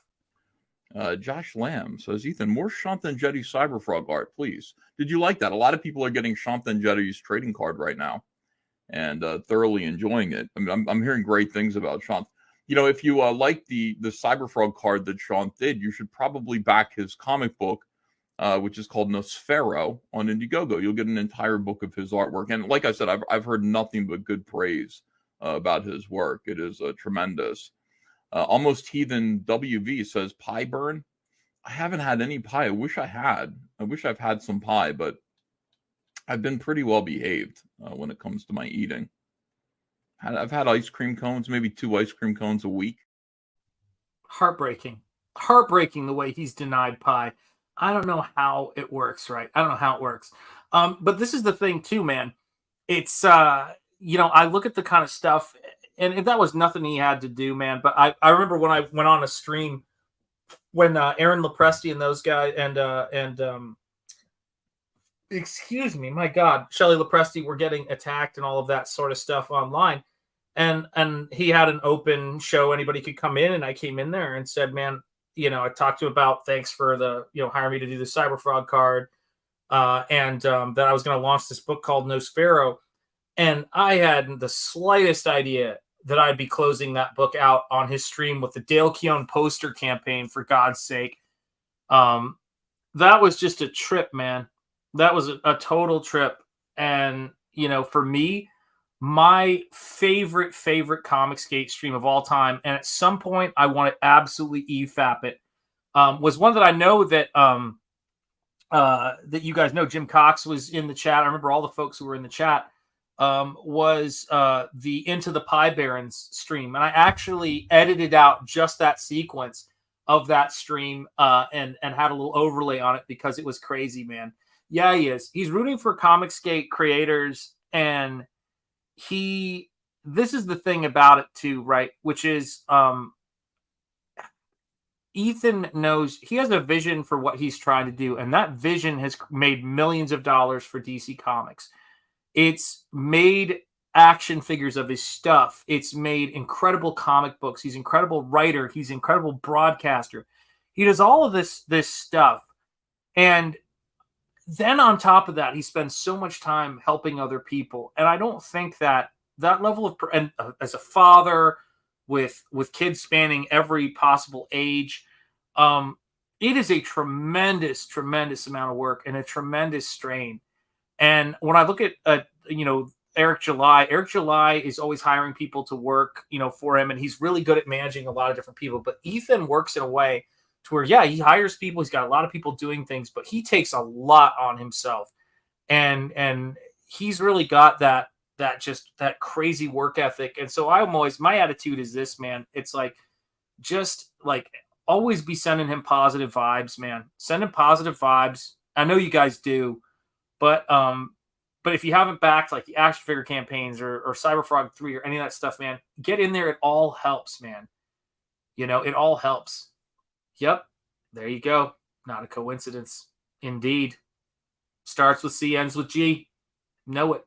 You know, but he's such a good dude, man. And I try to make sure I tell him that whenever I get the chance, you know, even if it's annoying, I don't give a shit because he needs to do it. Yeah. Seen plenty of things like CG before, but nothing quite like it. Yeah, this one's sustained. I can split blood when I think of how those lefties try to destroy these comic creators' lives. It is absolutely twisted. It's pathological, is what it is. It's really insane. But it's the same way they're bringing down Disney. I mean, that's the miraculous thing. Like, you watch this stuff and you think, how deep into the cult do you have to be to make some of the decisions they're making? It's bananas. I just don't get it. And remember this too, guys. Where I am, it's 1:35 a.m. September 3rd. And September 3rd is Ethan Van Sciver, Human Sunbeam's birthday. And let's any place you can, promote the living hell out of all of his campaigns on social media, on Twitter. Say, guys, let's have a massive day of backing and a massive day of support for Ethan and Andrea and their family and everything he does for Comicsgate. Every campaign that All Caps has open, back the crap out of stuff, man. Yes, indeed. Isom 2, man, is great. Yep, it only takes. Yeah, they are. They're humorless and horrible people. Yeah. To normies, Ethan is rough around the edges, but he's a good dude. Yeah, absolutely. I mean, you could say, so many people, like, that's the case, but it's crazy to me because, if people want perfection, I don't know where you're going to go for that, but how do I put this? I see everybody makes mistakes, but you see very few people, or quote unquote mistakes, or does things that are quote wrong or whatever the hell based on whatever people want to judge. I always say, but look at how few people do consistently good things for other people, selfless acts of giving and supporting other people. Ethan has made more people more money in Comicsgate and helped more people than John Malin is the same way than almost anybody else. And that's something that people should never take for granted. And people should never take it for granted, or people shouldn't appreciate it with just the hope of, oh, well, he's got to do that for me to appreciate it. Because it was something I was always like really clear about. It's like the John Malin method is the way to go. Promote your stuff, build your own channel, make it happen. Do not count on Ethan to have to carry that stuff. Because that is not his job. He does stuff for people, and helps people, but it's like, don't ever get that nasty resentment in you where you go, why is he helping this person so much and not helping me? Because it's fucking poison. It will poison everything you do. Whatever help that anybody gets through by, or whatever one might think they are owed or whatever, the quickest way to just bring bad shit into your life is to resent other people getting things. People will get things in this world. And it's not for anyone else to say who deserves what or who gets what, unless it's Kathleen Kennedy. Fuck that crazy. Anyway, but it's not for other people to say, man, but it's all about just get that shit done. Work your ass off like he did. Who helped him get in here? Who helped him build all this stuff? People helped him out of his career. People tried to smash him to the ground. People looked up his financials and put that shit online. He did it with his talent, with his guile, with his hard work. And, I say this, to Ethan, happy birthday and many happy returns. Many happy returns. That's a very Indian British thing, but it's the fucking truth. Diesel in the house, my Raiders fan. It's good to see you, brother. Don Juan and Shanth. God bless you, Diesel. It's always great to see you, my man. Always great to see you. Yeah, there's a lot of heart in this space, man. A lot of people get confused about the character Malin is playing. Malin is ridiculously kind and thoughtful. All of that stuff, man. Yep, Ethan reminds me of Doc Holliday and Tombstone. Rough around the edges, but loyal almost to a fault. Wow, that's a really interesting one. What would Ethan be? I kind of see him more. Gosh, how would you? I would say I'd see Ethan as Wyatt Earp. I see John as Virgil. I don't know who else I see as other people, but I think I see Cecil as Doc Holliday. Wouldn't you agree? Cecil coming in and going, hello, you're a daisy if you do. It's possible. I can see it. Yeah, comparison is an idol many artists worship at. Yeah, it's true. But it's weird because, you'd hear that about people. There's people who speak lovingly about artists like Mobius and people like that. But I always hear people with a twinge of frustration who admire the work of Alex Toth and say all he ever talked about is what other people were getting and what their deal was. Like, so many pros talk about that. And you have to think it's like it's a shame that they have to put that into what they're doing. That their memories of him as a great artist, he got in the way of that with that. And artists can be like that. It is what it is, man. It is great to see you, man. It is great to see you. Shanth going off, man. You know how it is. Fucking crazy with me. I feel like I was about to quote Jericho Green there. You know how it goes. Yeah. In these parts, we don't complain, we campaign. Amen. Yeah, absolutely. All right, all right, all right. That's right, man. We're having a good time. Yeah, Cecil is the bartender. Yeah, that's right. If you get any free marketing services from anyone, say one thing and one thing only. Thank you. Absolutely. And by the way, and I used to do this too as well. Thank people for all they do for others, or tell people, I appreciate what you do for other people, because that's important too. Because when I say thank you, and thank you a million times to Ethan, that's why he's like, it's John and Ethan are the two first people in the little special thanks section at the back of the book. That's why I say thank you to those folks whenever I can. But I think sometimes it's nice to say that you appreciate somebody directly to the person. You know what I mean? And something I said to Ethan before I even launched Nosfero. Let me see. I don't even know if I have this on here. Here you go. Here you go. Here's a blast from the past, guys, way back when. Here's Shanth Enjeti, though. Hello, Sean. Hey, how are you doing, boss? It's Great Sean. to You got see it right. Okay. 60% of the time, you get it right every time. What's going on, man? A nice hat, by the way. Thanks. You like it? I do like it, and people should know that Shanth is responsible for like 70% of the openers for people. This guy's a great video editor. He's the guy who, in particular, this is really popular right now, the Art T-Bear fish That's right. opener, which Art likes so much that he made a whole video about it. And there's that beautiful... I think he made a video about him not getting a fish, but I just also, wanted to say, Aaron, I'm working on your intro. I will get to it. I promise. And I also wanted... I'm a little nervous. I'm perfectly happy not to have one. You need one. You need one. He definitely needs one now. How bad can I go? Because there's a lot of imagery in there I don't feel comfortable using. But no, I'm kidding. No, I'm just teasing. Aaron will be fine. Don't worry about it. I'll find something that's not too terrible. But I just wanted to come on and just sort of say, look, at the end of that conversation, it was really clear that it wasn't a good faith argument. I think when you pressed him, he was tired and he was frustrated. And he blamed you for what happens to people who associate with you that's caused by the people you're calling out. It was basically him trying to tell you what you are and aren't allowed to say. And it was a lot of, him blaming you for things that happen to people that you are not responsible for at all. And as somebody who, has sent you those videos, you've always been really good to me. You pay me well when I work for you on that piece that I did. It was incredible. And you've always been really thoughtful and kind with me. And I think you've been that way with everybody. And, the reason I wanted to come on here is, one, because my son's really excited and he loves the Salamandroid figure. But, I'm launching my comic book because of Comicsgate, but I also launched those first two art books because of you. And as somebody who watched what your 200K stream, which I watched with my wife, and what you went through, I'm proud to be associated with you. And I was just here to say hi, Comicsgate. That's it. I actually got misty. Thank you, Shanth. I appreciate you, brother. More than you could know. Those were the right words for me to hear right now. Thank you so much. Thanks, boss. I appreciate it. All right. Have a good night. That's what it's about, guys. That's what it's about, man.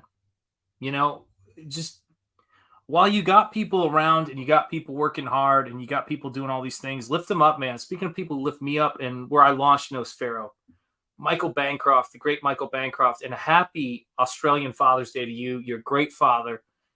You keep the dream of Ninja Turtles living in all of those little waterways alive for your kids, which is big.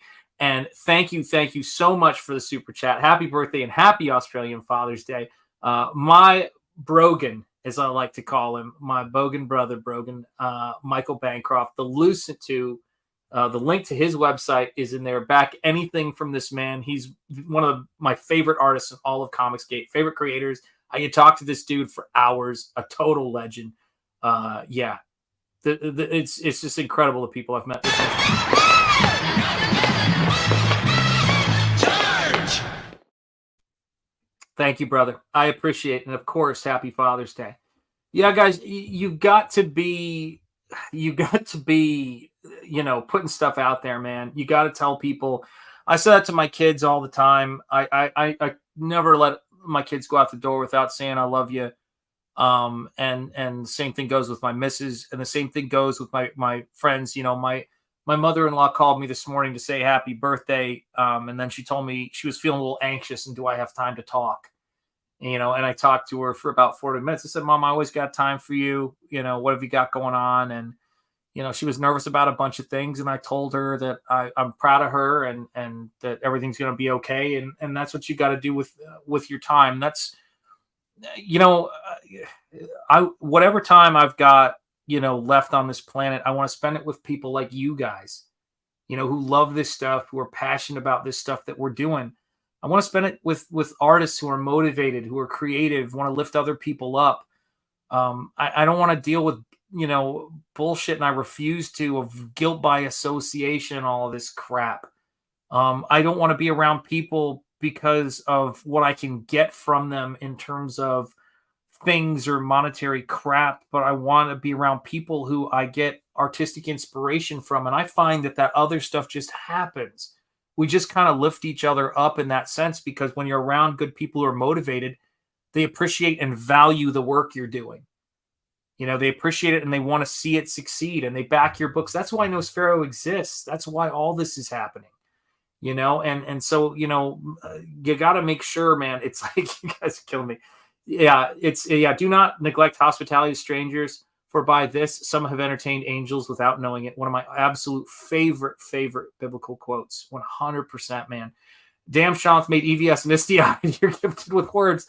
Well, here's the funny thing, right? It's, I was so nervous because I was like, it was so hard to get in there that night because a lot of people were in there. And I said, I'm not going to go in there. I can't go in there. It's too nerve wracking, because that was my first time ever on his stream, on any stream of his. And I don't know if you guys could tell how nervous I was, but I was really nervous. But I just wanted to go on there because there was something that was said that really pissed me off, which always pisses me off, which is the guilt by association stuff. And also people blaming you for shit that happened to somebody else. It's like, well, if that person hadn't associated with you, well, then I wouldn't have had to do that to him. That it's just wears on your soul. Even though you know it's not true, you got to tell people stuff like that, man. People got to tell Ethan, man, like, look, Ethan is not a daisy, okay? He's a fucking lion. Know that. But do not miss an opportunity to tell anybody who's working hard and doing good things out there, thank you. I say thank you. People, it's so funny, man. Sometimes I'll send people emails out and I'll say, hey, man, how you doing? If you ever, need to talk, let me know, blah, blah. And I send out a couple of those to people, like a day. And it's not for them. They don't have to reach out to me. Maybe they don't need that shit from me, man. But I like people to know it's there. I like sometimes just check in with people and say, hey, how the fuck are you doing? Are you doing all right? And I think that that's an important thing. And it's the same thing with the art, man. I like to put beauty out there in front of people because people need beauty, man. People need to talk about and debate action figure articulation because we're just happy to fucking be there.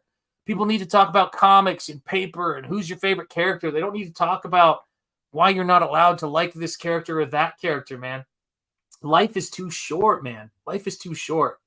And yeah, there you go. Hello, Michael Bancroft on Australian Father's Day. Mel Moses. Michael finally gets to relax. That's right, man. That's right. God bless you, Dan. Thank you, Dan. I appreciate that. Yeah, Bank the Bancroft. Yes, Bance, my boy Bance. And now my new nickname for Rob, I've been calling him our lad around my house, but now I'm calling him Rob the Rizzler. I call him the Rizzler now. That's what Rob Arnold is. There you go. Yeah, you got to just do it, man. Yeah, if you love them, tell them that's it. I got my kids. I got people in my life. Got friends, man. God bless you. Diesel's the man. I love you too, Diesel. You know it. That's the way we do this shit, man. Yeah, get it done. Stop by for a real quick happy birthday. Thank you, Mortal V. God bless you. It's great to see you, my friend. It's great to see you. Yeah, man. We got to do this shit, man. It's important, man. It's important. Yeah. Family. Got to get it done. Got to get it done. Yeah, man. Happy Bogan Father's Day. Indeed. Yes, indeed. Look at everybody saying hello. God bless. I love it. Yeah. Two Nosfero, two Nosfurious. It's got to happen, man. It's got to happen. I feel that may indeed be a factual passage. You never know who you come across and who may have heavenly connections. Yeah, it's a very I can't even tell you the amount of times I have helped somebody, like, because I just in general, I like when I can help people, I like to help people, but I help the way that I ended up becoming getting my first chance at being a college teacher and them going, my God, this guy's really good, because I'd already done all this work, was I was helping a severely hearing impaired kid. And it turned out that someone he knew was like, you've got to meet this teacher. Like, he's like teaching my kid artwork, and my kid's really come out of his shell because of this.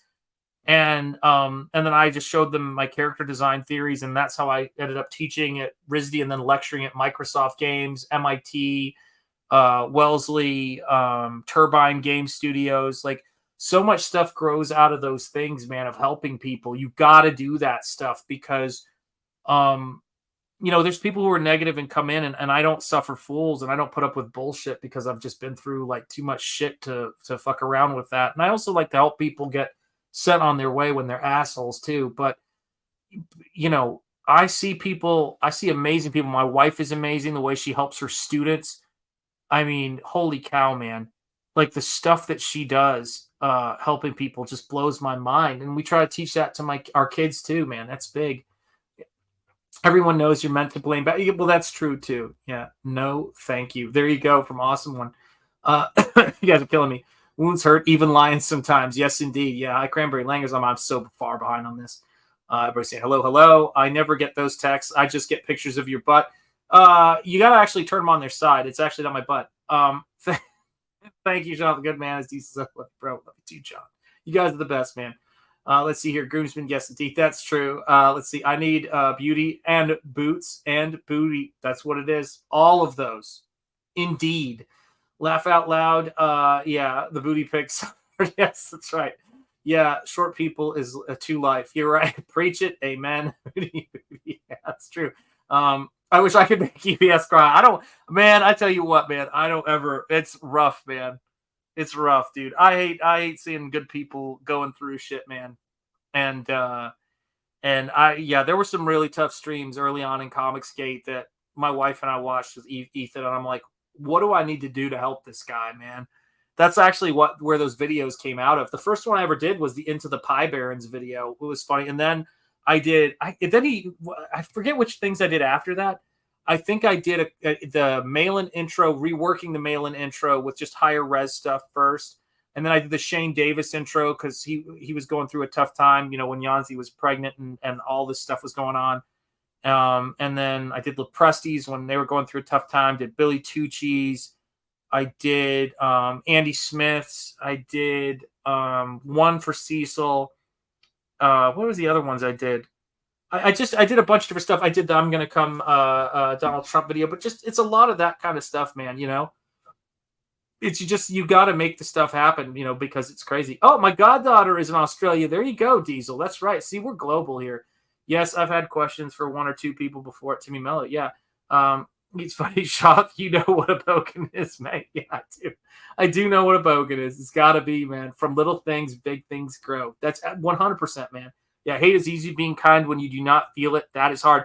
And there's something that Mike Tyson said that really affected me that he learned from his mentor, Customato, which was discipline is doing something you don't want to do like you love it. And C.S. Lewis is a major, major influence on me. Reading about C.S. Lewis and what he did in his life and his charity, which is incredible. You want to talk about heroes? C.S. Lewis is 100% one of my heroes, man. College professor, for that matter, too. Just like Jordan Peterson. Jordan Peterson helped me a lot as a college professor because he was talking about what we were all going through, man. It's crazy. Simply Green says, Dungeons and Dragons Online, that's where I recognized Turbine. Yes, I was there when they were doing, with that MMORPG. It was crazy. Their art director, Todd DeMille, brought me in, and I met people who worked at Lucasfilm on Clone Wars, and it's crazy, man. Absolutely crazy. Yeah, Hail Bancroft, happy Bogan Day. Yeah, shout out to my Australian fam in Blacktown. Is it New South Wales? Is that right? New South Wales? I think I got that right. Probably the best MMO intro I played through. Yeah, great stuff.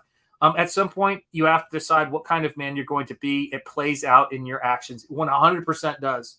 100% does, man.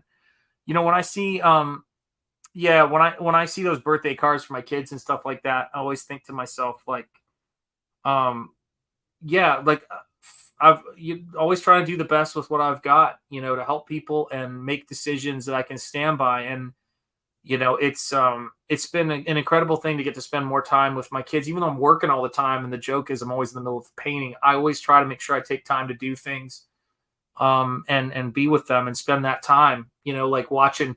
Funny enough, we've been quoting it today. I had a great time watching Tombstone with my son for the first time this year, which was great. And he was like, loved it. Thought it was a great flick.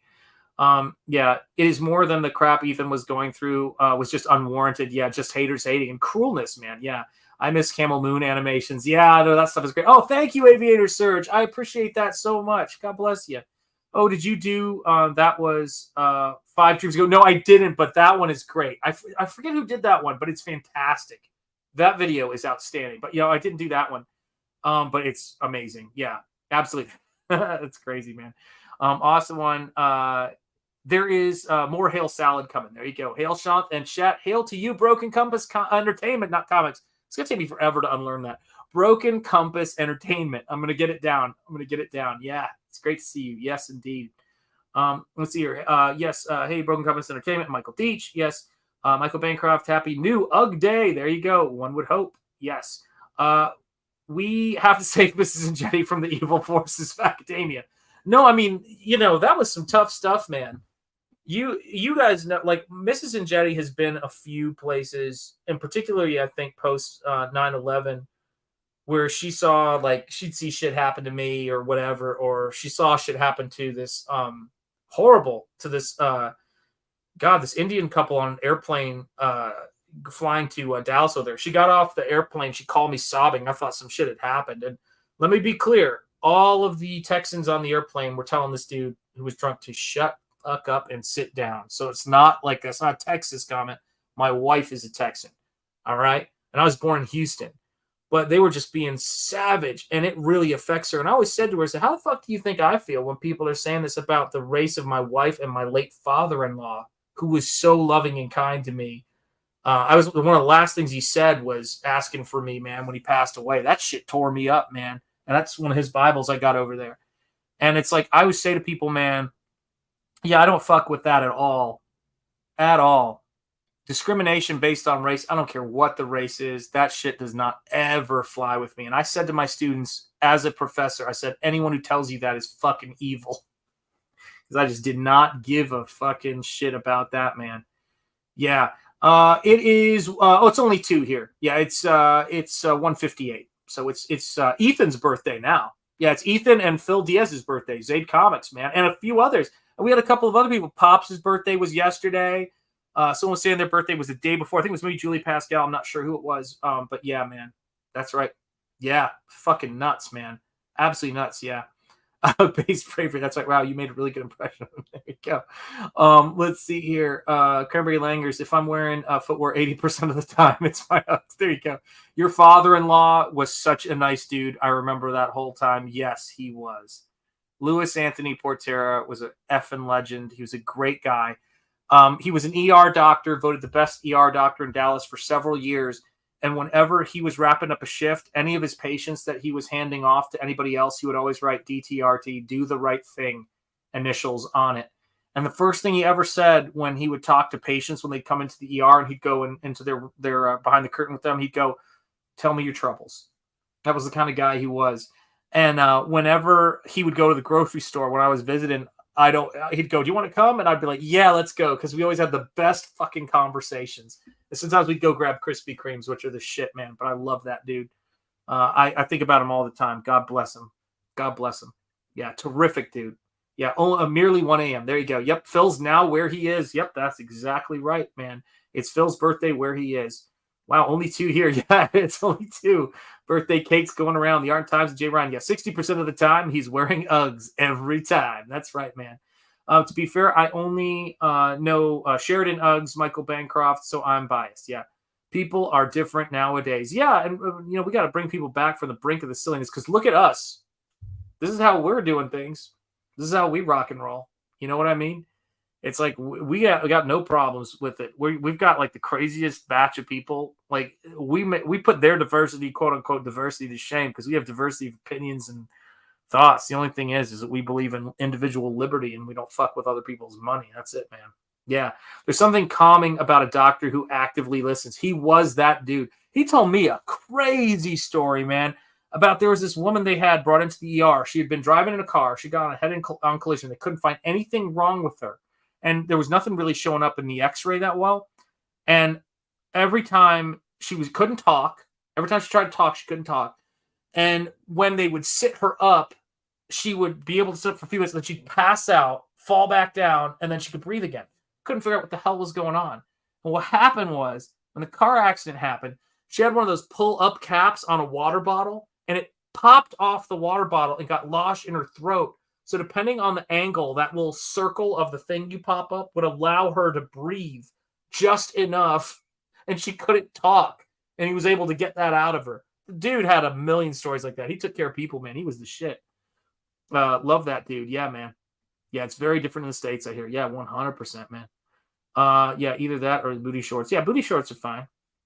We need to start a GoFundMe for Shanth's Uggs. Yeah, listen. If I ever make my way down to Australia, and you never know, it could absolutely happen. You know damn well I'm going to be sitting with Michael Bancroft with our Uggs up, and we're going to do a stream. It's going to happen. Yeah, I have this here in the States. Yeah, that's right.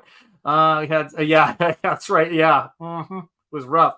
Stephen Rockwood, member for 10 months, the first member of this channel. Good night. Happy birthday, Shanth. God bless you. Everybody have a great weekend. You too, Stephen Rockwood. Have a wonderful, wonderful weekend, my Canadian brother. Much love. And, of course, for that chat, I've got to send you a cheerleader because Super Chats and Member Chats get the same thing. Charge! God bless you, Stephen. Indeed, man. Yeah, oh, crap. Wow, frightening. Yeah, that was something. That's great. Yeah, he had that ability, man. He could just read the tea leaves and figure stuff out, man. Yeah, let's roll, Shanth. I got family there. Yeah, absolutely. Diesel and I are going. We're gonna freak Gabe and Jericho out. We'll wear Raiders jerseys and we'll fly out to Australia. They'll never talk to me again. But sometimes it's how it's got to go. Sometimes it's how it's got to go when you're riding with Diesel. Shit's gonna happen, man. Yes, indeed. Hail Stephen Rockwood from a fellow channel member, Jeremy Burtz. Yeah, you guys are the man. I love it. I love it. Antoine Dennis said, no, it wouldn't be the booty shorts because you wear those. Yeah, I'm going down there hunting for the Linda swimsuit. Michael knows what I mean. Yes, indeed. American all the way. Jonathan Bancroft should ride some kangaroos into the sunset. That's right, John. The thing about shame is it's like a bay of bricks. You just got to set it down. Yeah, that's right. It's true. Yes, good night, Stephen Rockwood. Where is Michael located in Oz? Yeah, there you go. He's in Melbourne. He's not in Melbourne. He's in Melbourne. He's in Melbourne. Yeah. He's in Melbourne, hanging out with a bunch of deggy kids he's got. I don't even know what any of the slang means, but I just do find it interesting. He actually doesn't use as much Australian slang as Rob does. Rob's got way more Australian slang and accent. Hey, Holmes. That's right. Yes, indeed. No joke. When I lived in Straya, I'd seen many people wearing Raiders jerseys. That's how you do it, man. That's the Raiders. That's right. Look at all the love. Yeah, Melbourne. That's right. Antoine isn't where I wear my Linda, however. Oh my God. I loved that Michael was like going, yeah, after I was on that stream with you and you showed the Linda swimsuit, I came in and Mel was like, did you have fun? My wife was just like, another day, another white lady's rear end. It's Shanth. What are you going to do? Melbourne. Yep, that's right. What's that? Good day, everyone. Hey, Frankly Zero. It's great to see you, my friend. Frankly, I love my reading abilities. But channel member and legend, General Piggy. It is great to see you. Crikey, it's a bloomin' Sheila. That's right. Hail, General Piggy. It's great to see you. Shanth, like Southern Melbourne. Yeah, that's right. That's right. Jersey. That's right, indeed. Sweet Michael. I've been there, got mates in Adelaide, a.k.a. Adelaide, and one of my Seattle teammates plays for Fitzroy AFL team. There you go. Look at this, guys. Crazy. General Piggy in the house. People are showing their respect. Yeah, there you go. Look at this, man. Diesel, nice. Whoops, hold on a second. I just accidentally turned on music, which is Richie Valens' La Bamba just came on in my ear, which, you know, that's how it's got to be. Diesel, nice. That's right, man. Hail, General Piggy. I like to claim I taught him how to play footy. He just celebrated his 50th game with Fitzroy. Wow, man. Holy cow. I'll tell you, seriously, if there's one thing that's true, I will say, and it's definitely true in Comicsgate, is it is a small world, guys, in this like freaking amazing Iron Age space we're in this space of liberty and coolness. You know what I mean? Hail, General Piggy from Jeremy Burt's, fellow channel member. I play footy here in Erica Michael for Los Angeles Dragons. Very cool. Hail, General Piggy from fellow channel member Timmy Mello. Look at all the love here. Shanth, could you show the Linda bit? Because Antoine Destin's curious about it. I don't think I can show it anymore. I'll get in trouble. I'll get struck for that. For science. I don't think I can show that right now because also I would require more brain cells to find it, and I'm about ready to pass out. Salutations, my friends, indeed, from General Piggy to all of his friends here, all of his mates. Let's see here for science. Diesel has no idea they play it over there. That's right. Wow. Oh, I had no idea they play it over there. Yeah, man. There you go. Guess what I had for dinner? Yes, sir, Michael. The USAFL. There you have it, guys. There it is, man. There it is. All right, cats and kittens, it is 2:06 in the morning here, and I have got to wrap up because I'm about ready to fall over and pass out. But again, guys, I just want to tell you guys, you true believers in the stream, man, Nosfero the Crypt Walker, the first proof is here. I'm going to be talking to my printer after Labor Day, and we're going to be talking about some stuff I want to do with the color and with a lot of stuff that's happening here. Just, you know, stuff that they did a great job. I just need to adjust the files a little bit to get it where I want it to be. But it looks killer. It's going to be crazy to get this book from them. There's going to be 800 copies. Once I'm going to pay for a second proof because I want to be absolutely sure.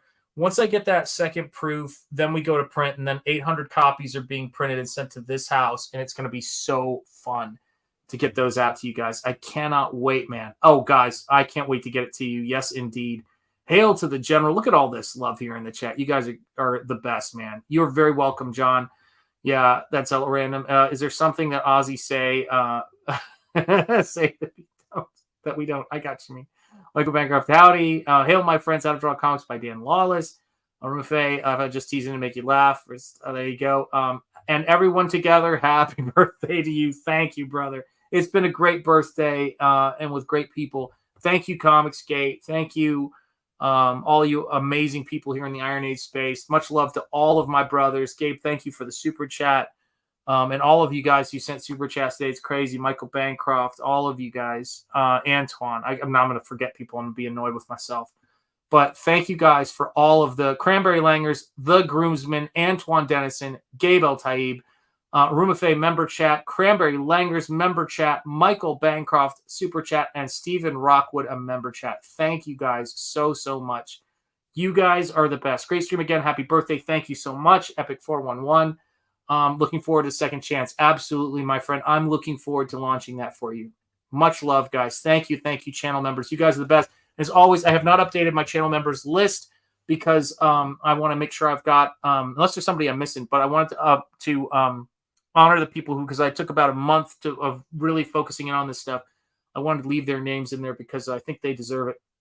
But you guys are awesome. God bless you. Thank you to my channel members. Thank you to my backers, all the people who keep supporting what I do.